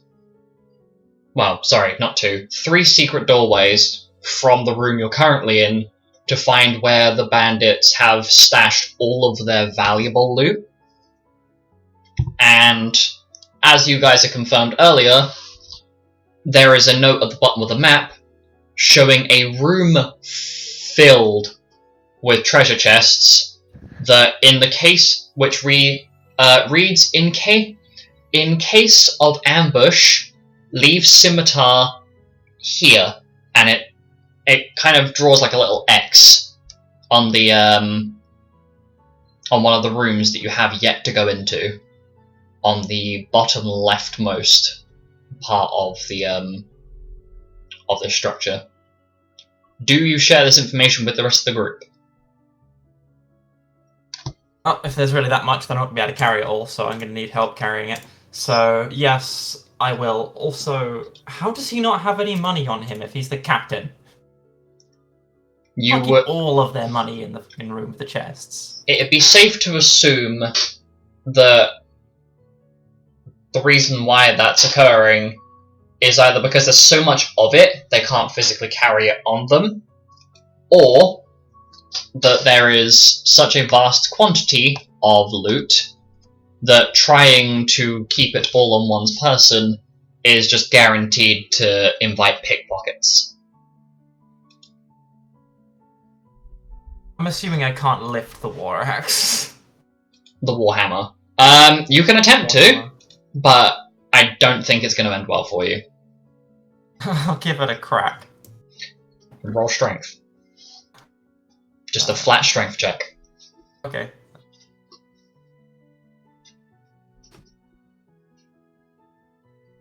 Huh, 17.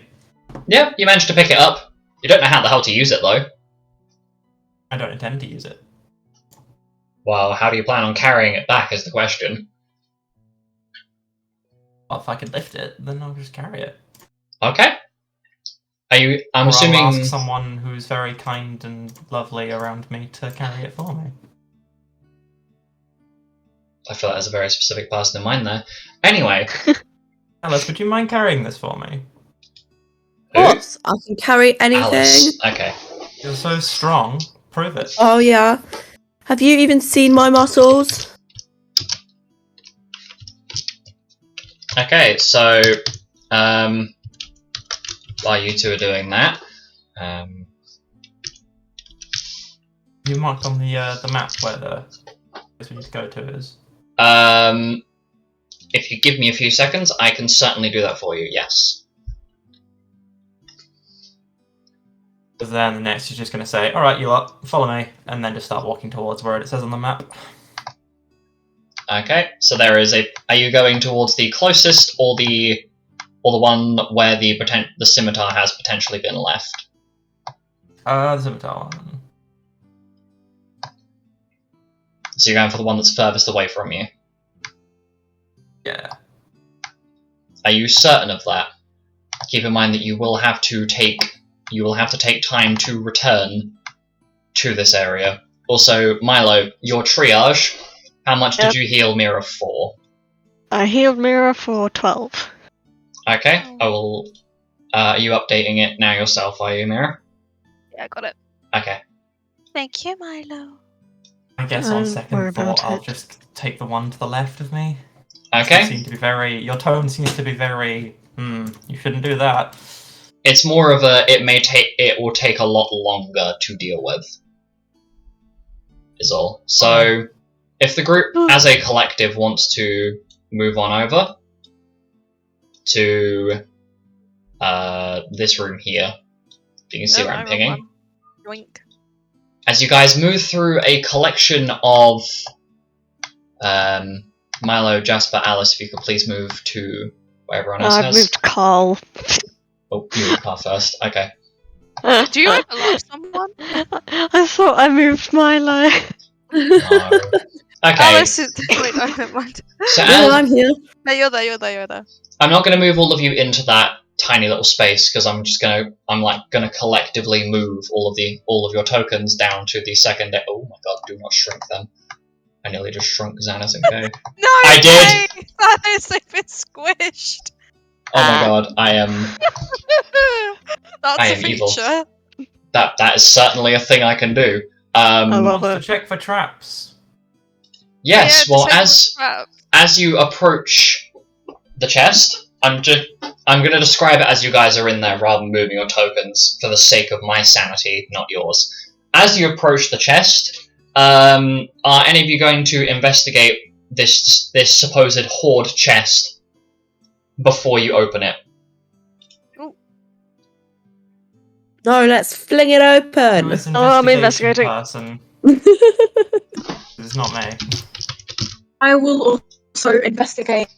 Okay, so whoever's rolling investigation, please roll. And I'm assuming nobody's going to try and stop Alice from flipping that chest lid open. That is a thing that one of you will need to do. I will go. Alice, don't, and that's it. Okay, well, Not like Sure. there's anything else to do. I rolled an 18 on investigation. Okay. As you're oh, sorry. Go ahead. I rolled an unnatural 20. Okay, so as the two of you investigate the chest, you realise that not only is it locked, but there seems to be a low electrical hum coming from the container itself. Oh shit. Does anyone know how to? Do I know how to untrap something? But doesn't would- Alice just proceed to then? Alice, are you still going to attempt to try and open this box?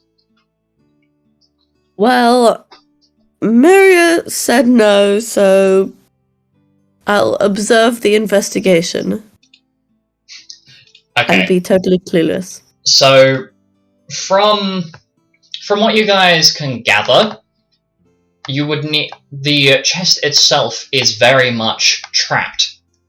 However, you believe. Oh, sorry. Pardon me. You believe it is possible to pick the lock on this chest. However, you will need to disable this electrified lock first. Otherwise, you may electrocute yourself. You may run the chance of electrocuting yourself while trying to open it. Is this magical electricity? Is it? It's just like a spell on it, or is it like plugged into something? It seems as though there is something on whatever this lock mechanism is.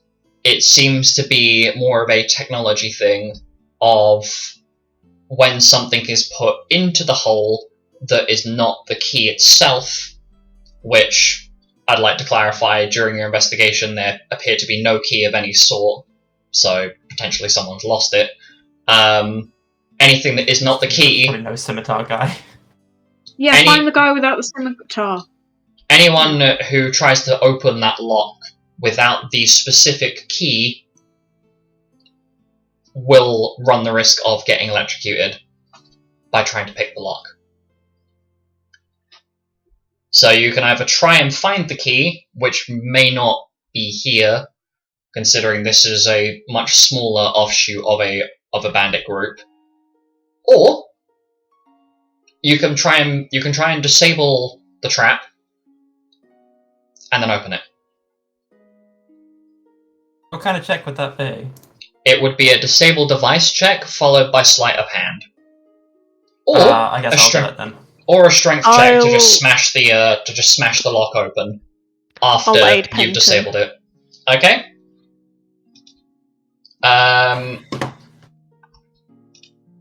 Got with a few of these in my day. What is your disable device check? What? It's +4, so hang on. I'm getting help on, so it's advantage. Yeah, so it's advantage. Okay. So. Or 16. 16. Let me check the trap.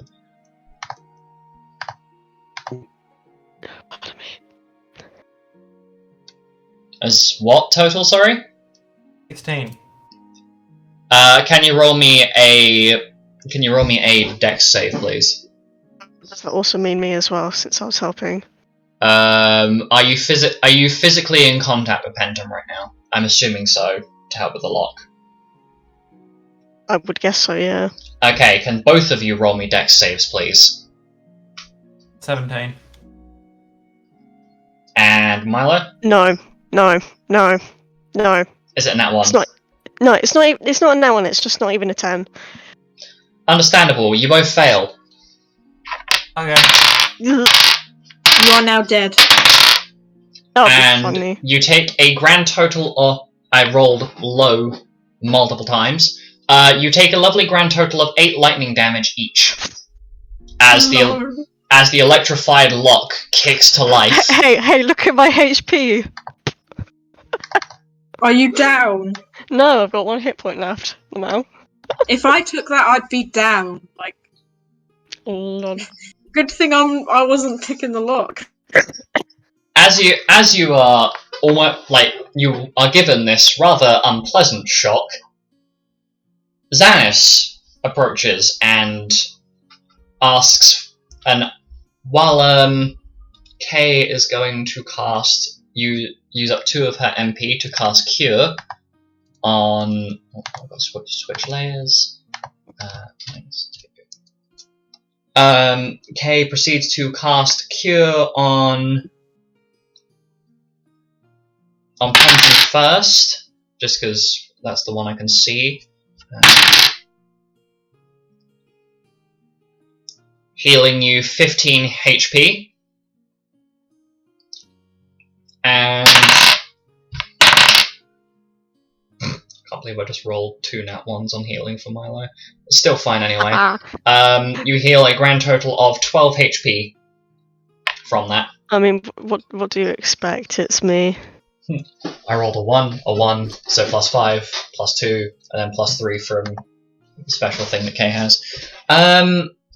You notice that when Kay is casting these restorative spells upon you, that the positive energy that is radiating from these spells seems to almost loop back to Kay herself, and you can see that while it doesn't really have any open effect as she's not been wounded, Kay seems to heal up slightly herself. Meanwhile, Xanis attempts to go for the lock and asks for Penton's help. Specifically referring to you as Patches. Stop calling me that.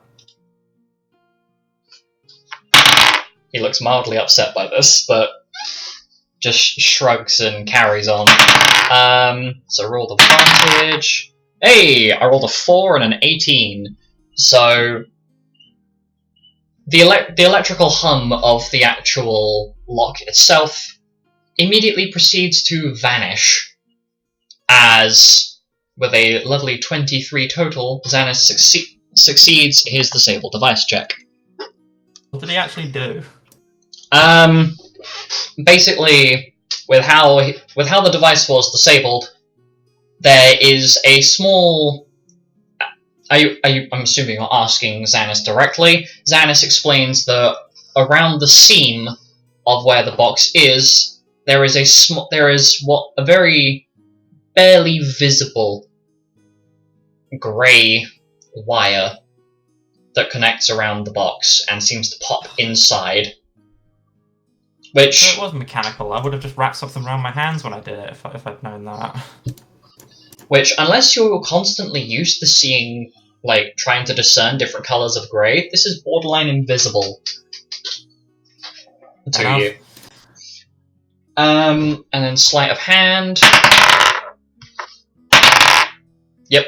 So the chest is popped open, and while we're not gonna let people lay claim to what's in there immediately, because I don't want to cause an argument.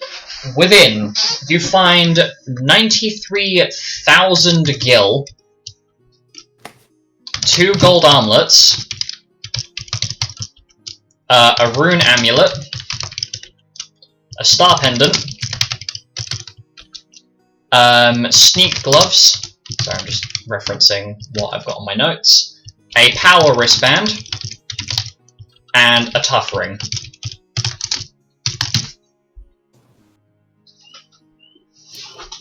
As you pick this up, Father Bear steps in and takes 3,000 of the gil before it's divvied up, and states that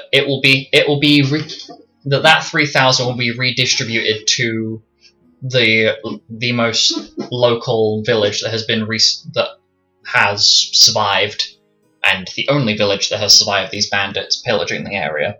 Though he's a lot more shorthand, that's why I'm not using the voice. So that's what is within the hoard chest, and I will let you guys divvy that amongst yourselves in a little bit. Are you guys moving to the other room? To the other chest room? Yep. Okay, Cool. nobody move tokens. Nobody move tokens, I'm going to drag and drop you all down. So, yeet. And Transmission. it's more that you guys spend a while walking through this area. Surprisingly enough, it's quite quiet. However, in this location, there is a door on... There is what appears to be something wedged into the wall. Clearly, Mr. No Scimitar guy was not very smart, as he has just wedged it into the wall, and it's very, very obvious that there is something through that, as there is light. There is a small amount of light coming out of the hole that has been made. However, there is, in front of where the scimitar has been stabbed through the wall, is a Medusa statue. Her eyes are covered by her hands. What would you like to do?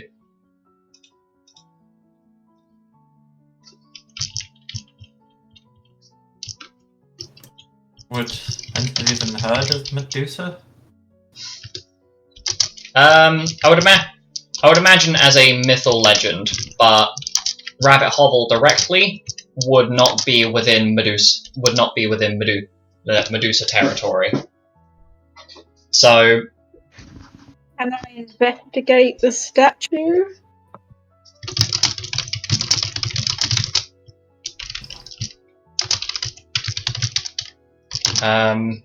just to clarify for Maria, as you've just come back, the bits you missed were Milo and Penton nearly getting electrocuted while trying to open the bandit captain's hoard chest, and then Oh, that what was sounds inside smart. of it. To be fair on them, it was quite a high DC. Right, fair enough. But you are currently situated in the room where Mr. No Scimitar guy has left his scimitar in the wall, and in front of that section of wall is a Medusa statue. Her eyes are currently covered by her hands. What would you like to do? Okay. Yep. Roll investigation.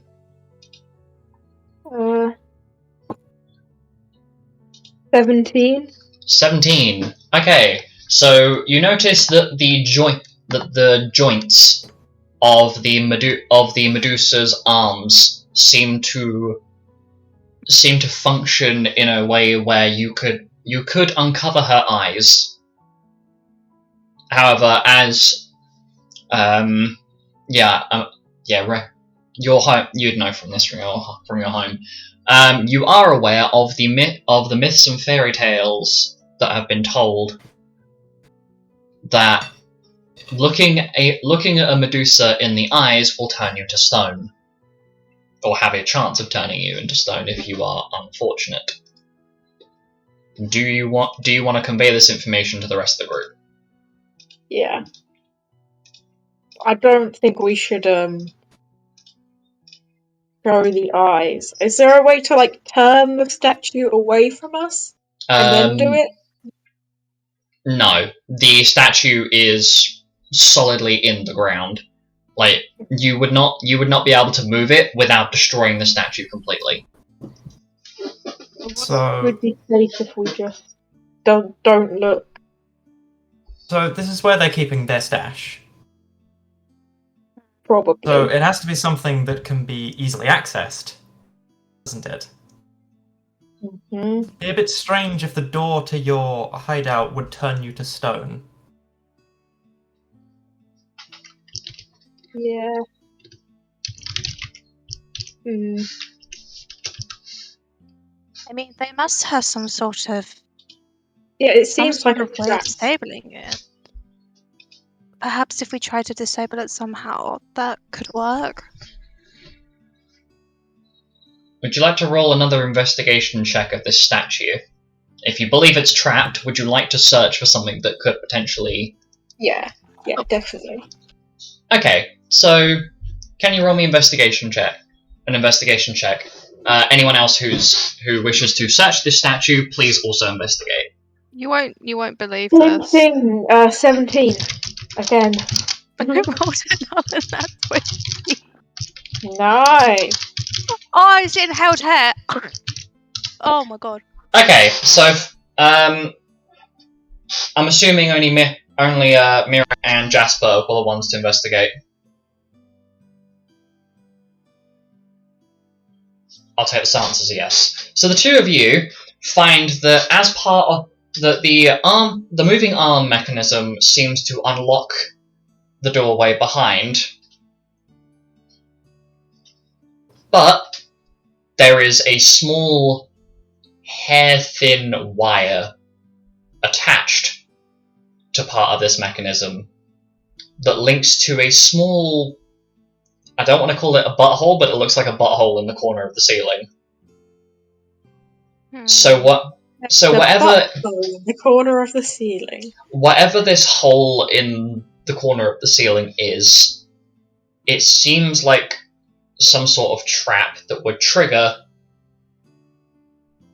should the trap be set off and not disabled beforehand. Right, so if it's attached to the arms, then by that logic, it should trigger by being pulled by tension. So what would happen if we just cut the wire? Is it like the wire attached to the arms, or? Yes. When we cut it without Wire pulling the door. Well, Yeah. well, I assume the hands are being suspended upwards. If we were to cut that string, then wouldn't it make the hands come down? Hmm.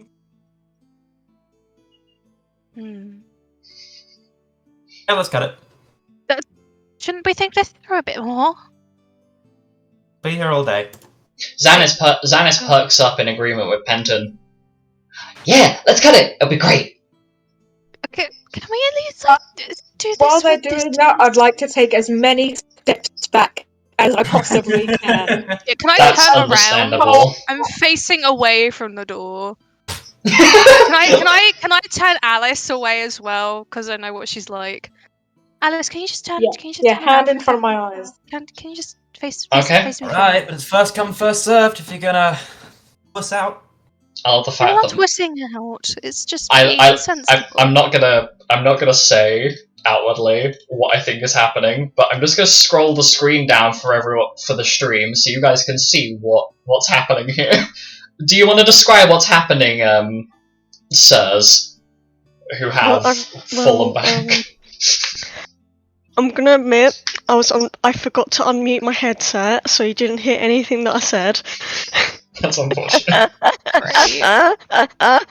It's okay, carry on. As they move to cut it, Carl will tap Milo's shoulder, and they both move towards the nearest doorway. Okay, so before And just hide in the room. Understandable. Okay, so before Penton goes to cut the wire, Xanis is going to attempt to try and disable the trap beforehand by reattaching the wire to part of the wall.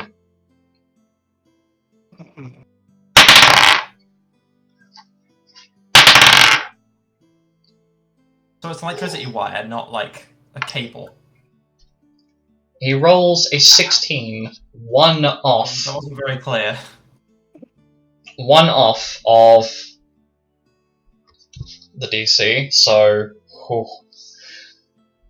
as wire, then I'm gonna wrap my hands up in something before I cut it. it is not in fact electricity wire. As Xanis detaches the wire and keeps it at tensile strength before pinning it into the wall using the scimitar that was wedged in place, you see a singular drop slide down the wall, making an acidic hiss as it descends. You realise that the thing that looks like a butthole in the wall is Acid spray. an acid spray trap, as Milo has correctly figured out. So, if you had triggered the trap, it would have sprayed acid. You've already it's already been disabled. The acid would have sprayed in a 20-foot cone in this room, meaning the only people that were actually safe were Carl, Milo, and Jasper, as the cone was angled to hit this section here. Enjoy that mental image. Penton, assuming you're still going to try and tinker with it,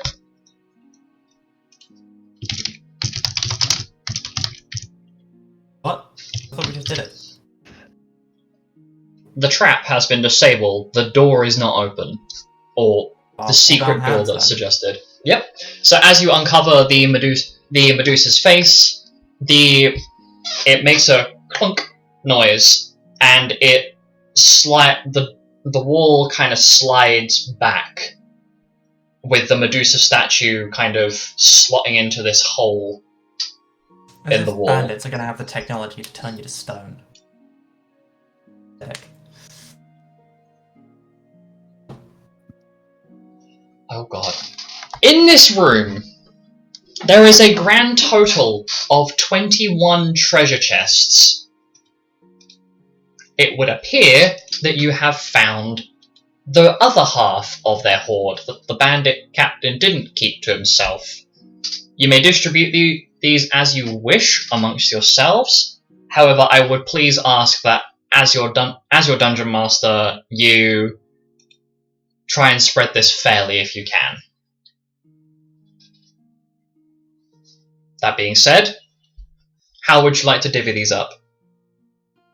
As these are chests that you will be rolling a full D100 for. as they are part of the chess randomizer. Smiley face. You said 21, right? 1, 2, 3.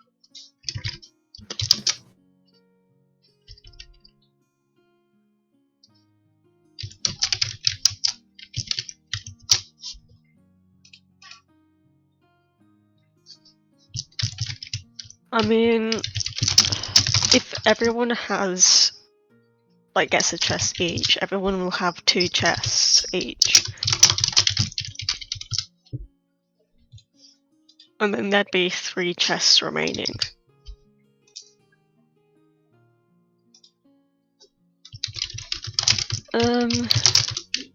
Okay, so we all do 2, and then at the end, 3 people can get an extra one. Rock, paper, scissors. I don't mind. So.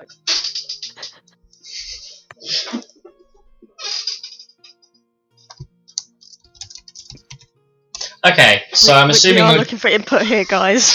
Okay, so... I mean, it really doesn't matter. Just look through the chests. We'll divvy it out later. If you want to Yeah. if you want to set it as a collective divvy, then I am more than happy to add it to the horde, the list that I've put in the chat for the horde chest. Yeah, let's do that. Okay, so who's feeling lucky? Me. I am. Yeah, but you're always lucky. You say that question, And it then makes you just fear. exist. Smile. Okay, Wait, so we'll roll 2 each, and then the remaining 3 I'll let you guys decide based on your previous luck. So who would like to roll first? I'm not going to do Xanis, Father Use my Bear. luck points for this. I assume they'd be unlocked, wouldn't they? I would say no, A Norma. single roll. Just says single roll. I will allow it, but technically I may... No, never mind. Yeah, well, you can use your luck points for it, just remember that you won't be able to regenerate them for the rest of the day. You have a limited Fine. number. No, Okay. I can keep track of them. So, who's starting? I feel like someone's already answered this and my brain is going kaput. I'm sorry. Maria. Oh, okay. Me.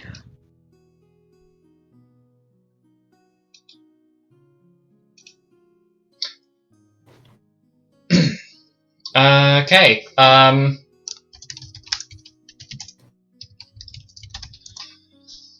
roll me a D100, please. A D100. Yeah, I'd say roll 2, because there's 2 chests for you. 87. 87? Fuck me. 88! Holy shit, woman! Okay, for the sake of what I'm going to do, the first 2 chests that each of you open, I'm going to give to you personally, and those remaining 3 I'm going to throw into the horde chest divvy up, just because that makes my brain easier to work with. I apologise, that's irritating. So, fucking can't believe you, woman. Can you roll me a 3d20 and a 2d20? Don't ask context for why.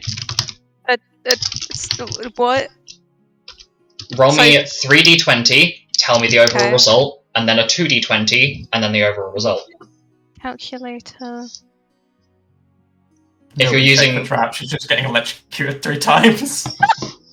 Totally. Yeah, dude. Oh my god. The 3D, the D20 was 38. Okay, give me a second. Sorry, I'm having to run through. Oh my fucking god. I hate the fact that. Okay, so box 1 is gone. And the result for the second set of 2d20. 2D20 was 36. I don't know how I'm falling so high. I'm actually kind of scared. Well, do you want the good news or do you want the fucking brilliant news? Give me the good news first. Okay, the first chest you opened appears to have a gold lining on the inside of it, and within you find 38,000 gil. See how?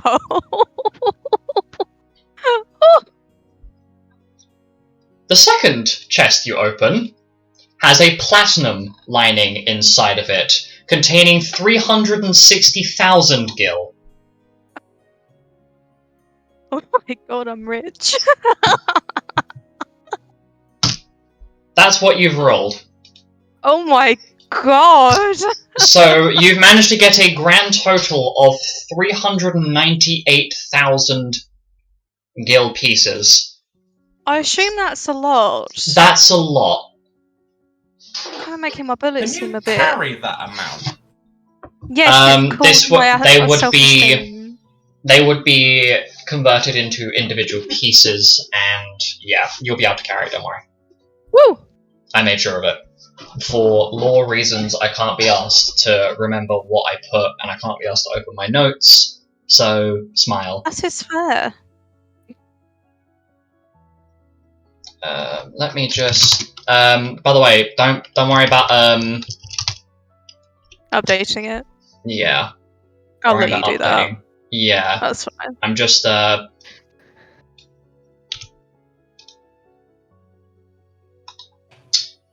come back to you in a second. That's fine. Next person to open things. I'm just gonna go from top to bottom because this makes my life easier. Alice.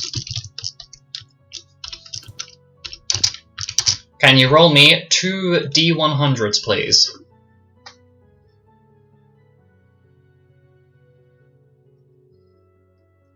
Alice? Yes. Uh-oh. He's gone. Time for Jasper. Okay, we're just gonna go over to Jasper then, while we're waiting for Alice to return. Jasper, can you roll me 2 D100s, please? Okay.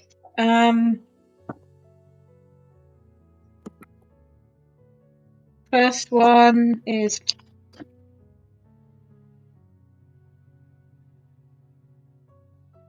18. 18? Yep. Okay. Second one is 86.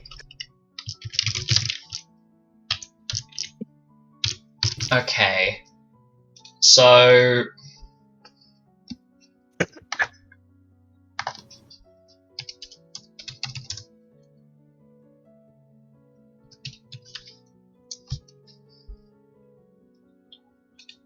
So in the first one, you find 50 gun axe shells.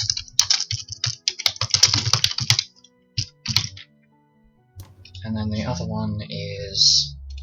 Gun axe. What? gun axe ammo. Don't worry, I'm putting it down in the chat for you. And the second one was... ammo. That's so useful. can you roll me 3 D20, please? Ooh. You want me to add them up, like Marion? Yeah, total. Natural 20. 1.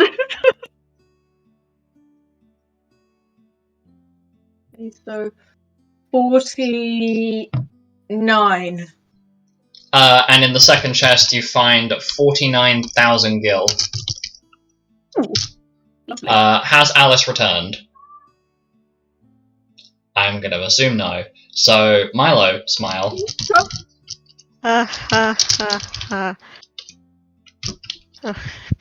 You know what? I'm not surprised. That's a 13 and a 37. 13.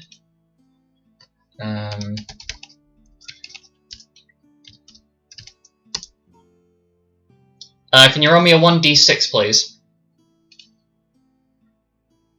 4. 4. In Yep. the first one, you find 4 lunar curtains.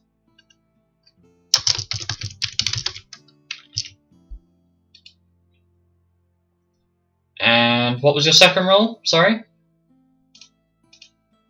First one 13. 37.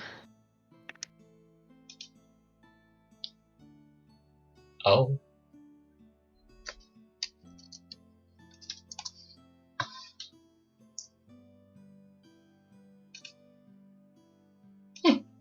Inside, you find a hand axe.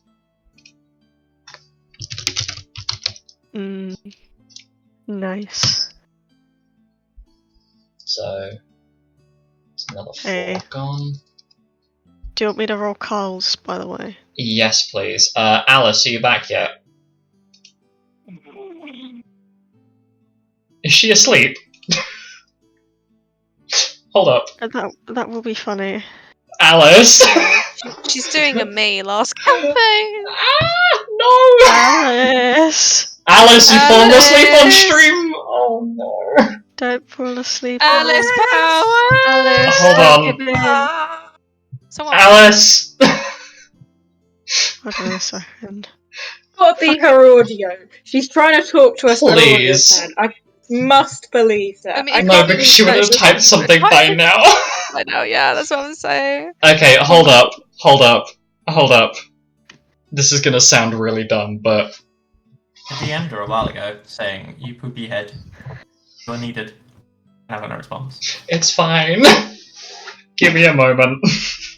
Everyone, ping her. What? There you go! Woo! Hey! What? Where'd you go?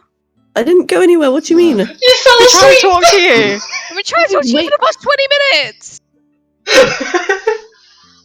Oh my god. Oh She's shit. screaming at you. you fell Honestly. asleep! Oh my god! You fell asleep! Oh my god, my actually. I didn't even realise. Okay. This is... like, what are you doing, you dumbass? Okay. This is going to be on the best moments clip, I can tell. Jeez. Oh god. Oopsie I was daisy, like, lost uh-oh. 100. Oh no. Would you mind rolling me 2d100, please, to see what you get out of Yes, your I'm on boxes?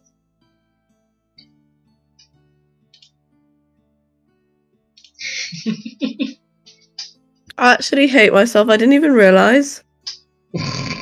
You're doing No fine. joke, I actually... Don't worry, you're fine.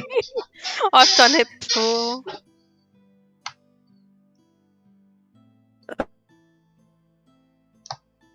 I'm trying to roll it. Wait, and... What?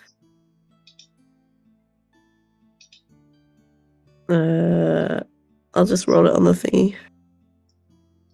Yeah. Okay.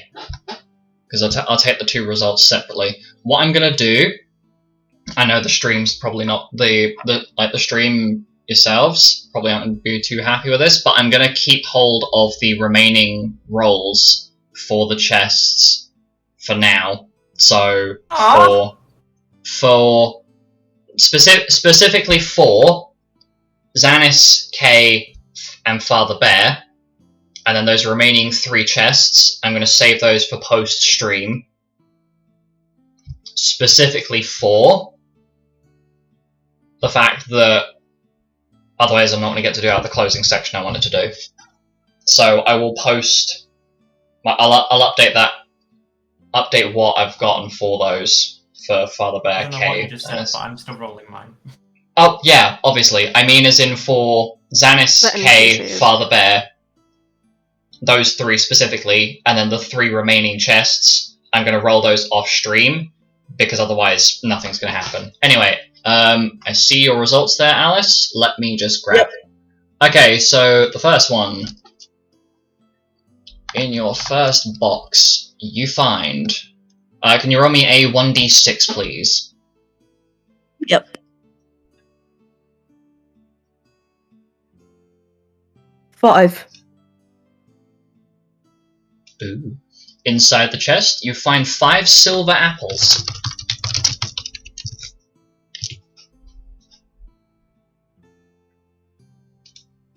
And then your second result... I did these backwards, but it's fine. Oh. It's gonna sound really weird, but on the on the Roll20 game, can you roll 1d5? On the Roll20 game. Mm-hmm. Okay.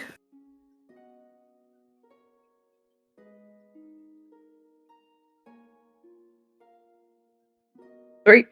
Oh. Inside the chest, you find a set of basically find a set of breastplate armor, which is a medium armor. Okay.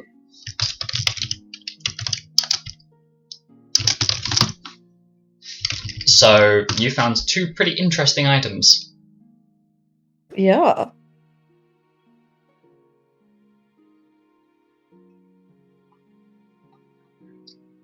Okay, and then Carl's, I believe, are the last ones. Do Penton first. Oh shit, yeah, sorry, I'm Penton. I apologise. My brain is not here right now. Can you do me your rolls, please? You can use your luck points to gain advantage if you wish. No, I am not DM. I am me. Right. So 2d100s.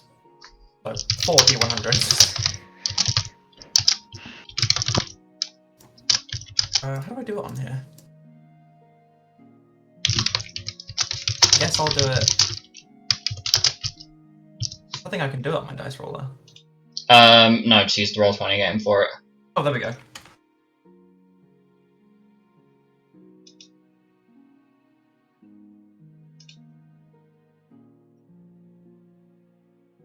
What did you roll? His first one, roll with advantage, because I'm using Mhm. points both times. 18. And then 97. Can you give me the top result? Thank you. 90. Okay.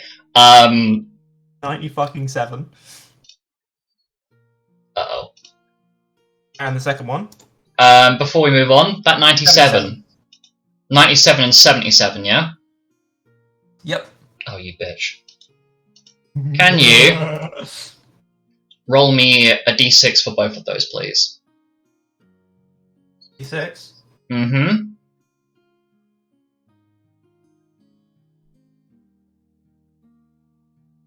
Rolling. 4 and 3. Kind of spammed the thing because it wasn't changing and I wasn't sure if it actually wasn't sure if it was actually updating or it crashed. Oh my god, I love and hate the fact that this is happening. So the first one was a 90 what, sorry? It was a 97. 97. Okay. Don't ask Cal. This is fine. So scratch Come one. on. You can take one of those 1d6 rolls, keep it. I need you to roll 2d20 in place. I had my numbers wrong. So I need you to roll 2d20 for me, and then give me the result of whichever two 2d6 rolls you did. I apologise, it's probably really confusing, but What? okay. Sorry. Let me clarify. I just had you roll 2d6, yeah? Yep. Pick one of those rolls, scrap the other. I then need you to roll Okay, me 4. 2d20. Okay, 4, and then I need you to roll 2d20. Do you want the result of both rolls, or do you just want the cumulative? The cumulative of the 2d20. That is 27. 27. Okay, so for your 97 on the dice, that is 270,000 gil. Nice. And then your second one, you rolled a 4, correct? On that a 4 on the d6. Yes. Oh my god. This is not happening. This is not happening. Okay. Let's do this, baby. It's a ring of 3 wishes. No. I'm emotionally okay right now. Are you? No, not. I'm pressing X to doubt. The second thing that you rolled, or the second thing I'm dealing with, you know that 77 that you rolled? Yeah. That is a rarity 5 or rarity 6 magic item. Your 4, Right. your 4 that you rolled is one of the magic armor pieces. Is it something that doesn't fit me?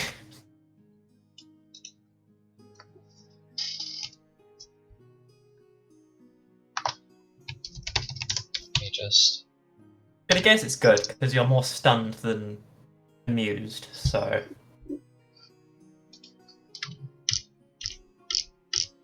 Hello? Hold on. You may lose count.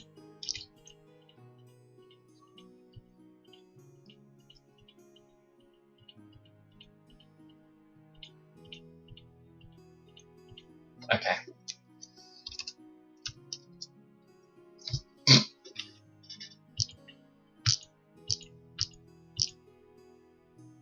Okay, inside the second box, you find a moon bracer. A moon bracer. Which is a rarity 6 magic item that grants you auto protect 3. So basically, anytime you roll into combat, for a duration equal to your level, you will have plus 6 AC. Yay! Oh, that's No, I am not okay right now. That is... I think Penton Only and the I luck points are ridiculous. I am Penton and I need to have a very okay talk. right now. We've just become No, become Penton. Garifina's most rich bachelor and bachelorette. Okay, what I'm going to do is, just so that we can wrap this stuff up,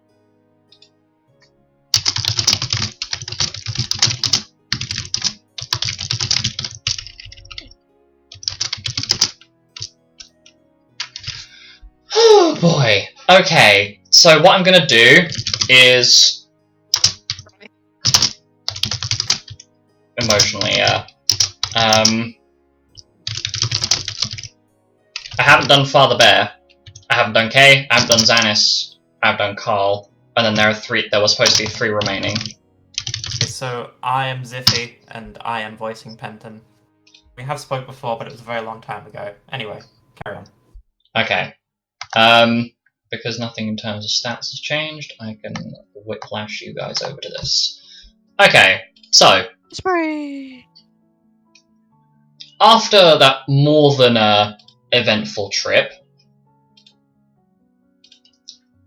outside of the entranceway is a very distressed-looking Rosemary who seems very, very pleased that Carl is now back. And despite the fact that you all are very tired, you make the trek back.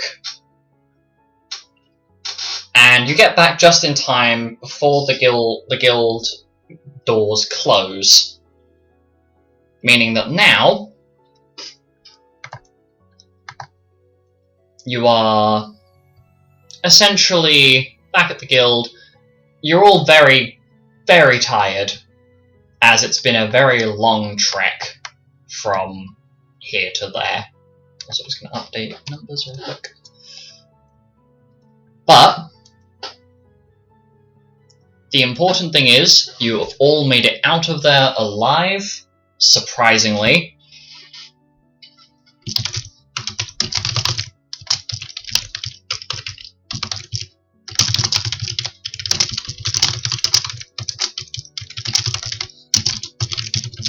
And upon your return, you're pretty much straight to bed now. You get back, and it's immediately sleep. However, during the middle of the night, Penton, you feel someone shaking you. Do you wake up and acknowledge it, or do you try and go back to sleep? I will guess wake up and acknowledge it. Much to your surprise, as you wake up, in front of you is the cheery and happy-looking face of Xanis, who very quietly puts his finger to his lips as though to shush you, and then waves his hand to follow you. Or for you to follow him. I will sorry. follow. He very quietly opens the door and lets you through before closing it behind him. And you approach a rather quiet area that appears to be not too far from the entranceway of the guild's bathing area, where Xanis then turns to you. I'm sorry for pulling your ears, but I have something to make up for what I did. And he turns around and produces a small coin pouch and puts his hands out to offer it to Penton. I will take it. And I'll check to see how much is there. Okay. Inside the pouch is 2,500 gil pieces. However, something doesn't sit right. Where would Xanis get this kind of money from, considering that you guys have only just gotten back, so you haven't had time to organize what you picked up from the bandit camp? Where would he have got this money from? That's nice and all, kid. Where did you get this from? Xanis looks to the left, to the right, and then behind you to make sure that nobody has come from the guild hallway. I may have taken something and sold it, but it's okay because they weren't going to put it to any use. Who wasn't going to put it to any use? I may have taken the you know that that fancy weapon ammo that Mira was carrying around. While we were out exploring, I may have swiped it while she wasn't looking, and then I sold it. Oh, and really? now it's in your hands. Well, thank you. It's okay. It's what Your Papa Wolf apology has taught been me. accepted. I guess there's potential in you yet. Does this mean I get to call you Patches now? If you keep doing this for me, I'll allow it. There's a big childish grin that spreads across his face. And it would appear that Mira is currently none the wiser.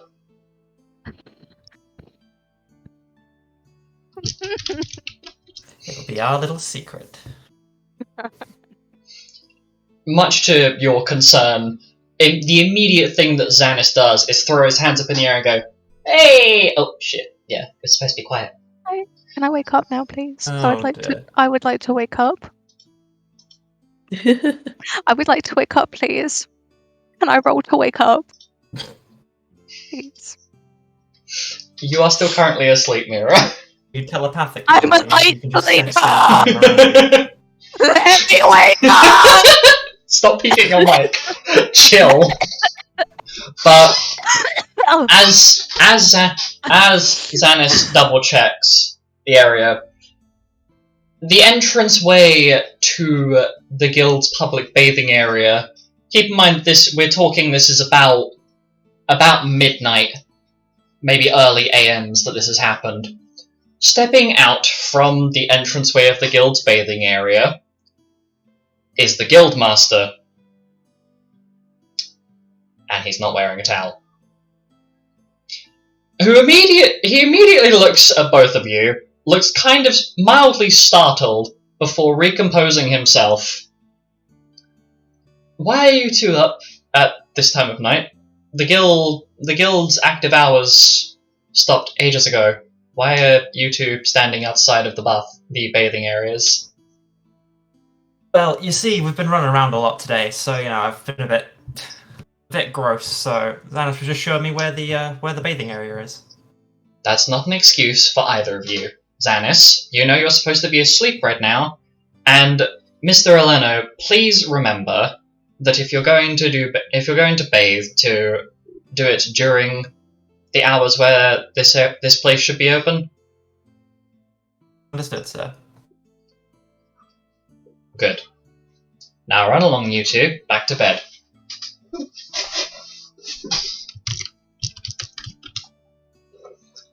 And and scene. Yeah, the two of you end up very quietly moving back to the room. And it comes around to morning time. Where you are the entire group is called up directly in front of the Guildmaster's desk. The Guildmaster's desk. For the review on how they did during their initiation exam. And you're all rushed together. So you're kind of just shuffled out the door, semi-forcefully, with Father Bear, surprisingly enough, this time not having to chase Xanis out of the doorway and halfway down the hall to get him dressed. Huh. He seems to be surprisingly well behaved, but there's almost a sly smile on his face as he's having a conversation with Mira and Kay before the group is sent to the Guildmaster's office, where you are made to stand in front of him as he stands and addresses you all.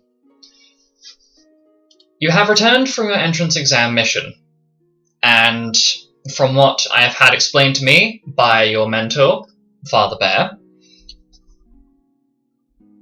I'm pleased to announce that you have passed. So, Ooh! Alice Powers, Yeah? Kay Melody Lavanda, Austramira Maker Atisa, Jasper Hyde, Carl Apollo Dragon, Penton Alano, Xanis Dando Crescentfang, and Milo Eos Dragon. I am pleased to announce that you are all now considered members of this guild. And whilst the report itself was very thorough, I'm aware that there are some weak points and areas that you need to improve upon. And very unsubtly, Lupus's gaze drifts to Mira. However, despite certain areas needing improvement, I'm glad to see that you've all made it back safely. And you all seem much stronger for it. And you do. You feel much stronger, as the collective experience, or if I were to talk in boring Dungeon Masters terms, each of you gained 3,801 EXP each. Oh, and one. During And this. one. I know. Meaning that all of you are now, aside from Father Bear, all of you have leveled up from level 1 to level 4. Whoa! What the fuck? As the dungeon that you just went through was of such a high difficulty that even without the difficulty of the boss itself, at the danger that you were put in, would have been classified as a unsafe dungeon for even a group of 4 people that are at level 5. So congratulations, you survived the dungeon that should have literally killed all of you without a problem.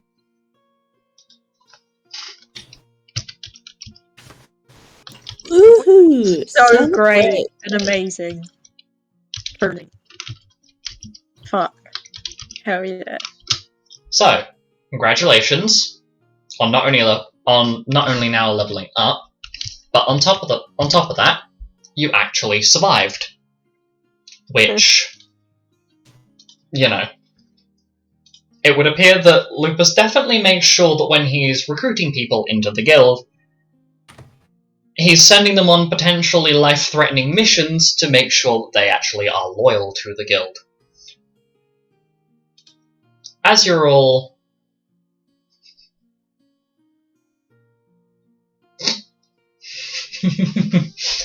as the group gathers, the normally rather stern and almost forceful expression on Lupus's face drops completely, as Xanis seems to be barely capable of containing his excitement and literally sprints and jumps on his own parent. To which, strangely enough, rather than being cold and distant, as it is expected of a guild master, the look on Lupus's face is one of parental, almost like a parent, like he's just got an achievement unlocked for being a good parent, or a proud parent, to be more specific.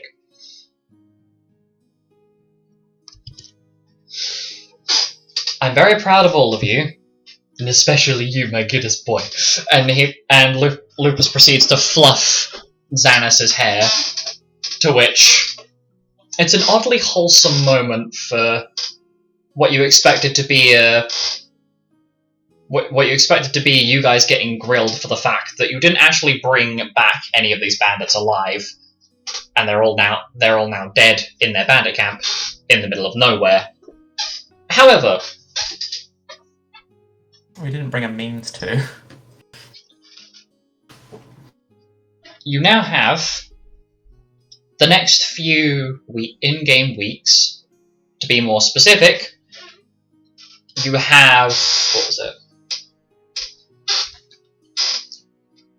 Yeah. So the current in-game date is April 7th. So it's been 3 days. Oh my god, my mum's birthday is coming up. So the next 22 days that you have are to be spent as you wish. So please have some thought after this session as to what you want to do over the next 3 weeks in game that you have been given. Whether you want to explore, whether you want to train, whether you just want to spend it exploring the town of Lenfar.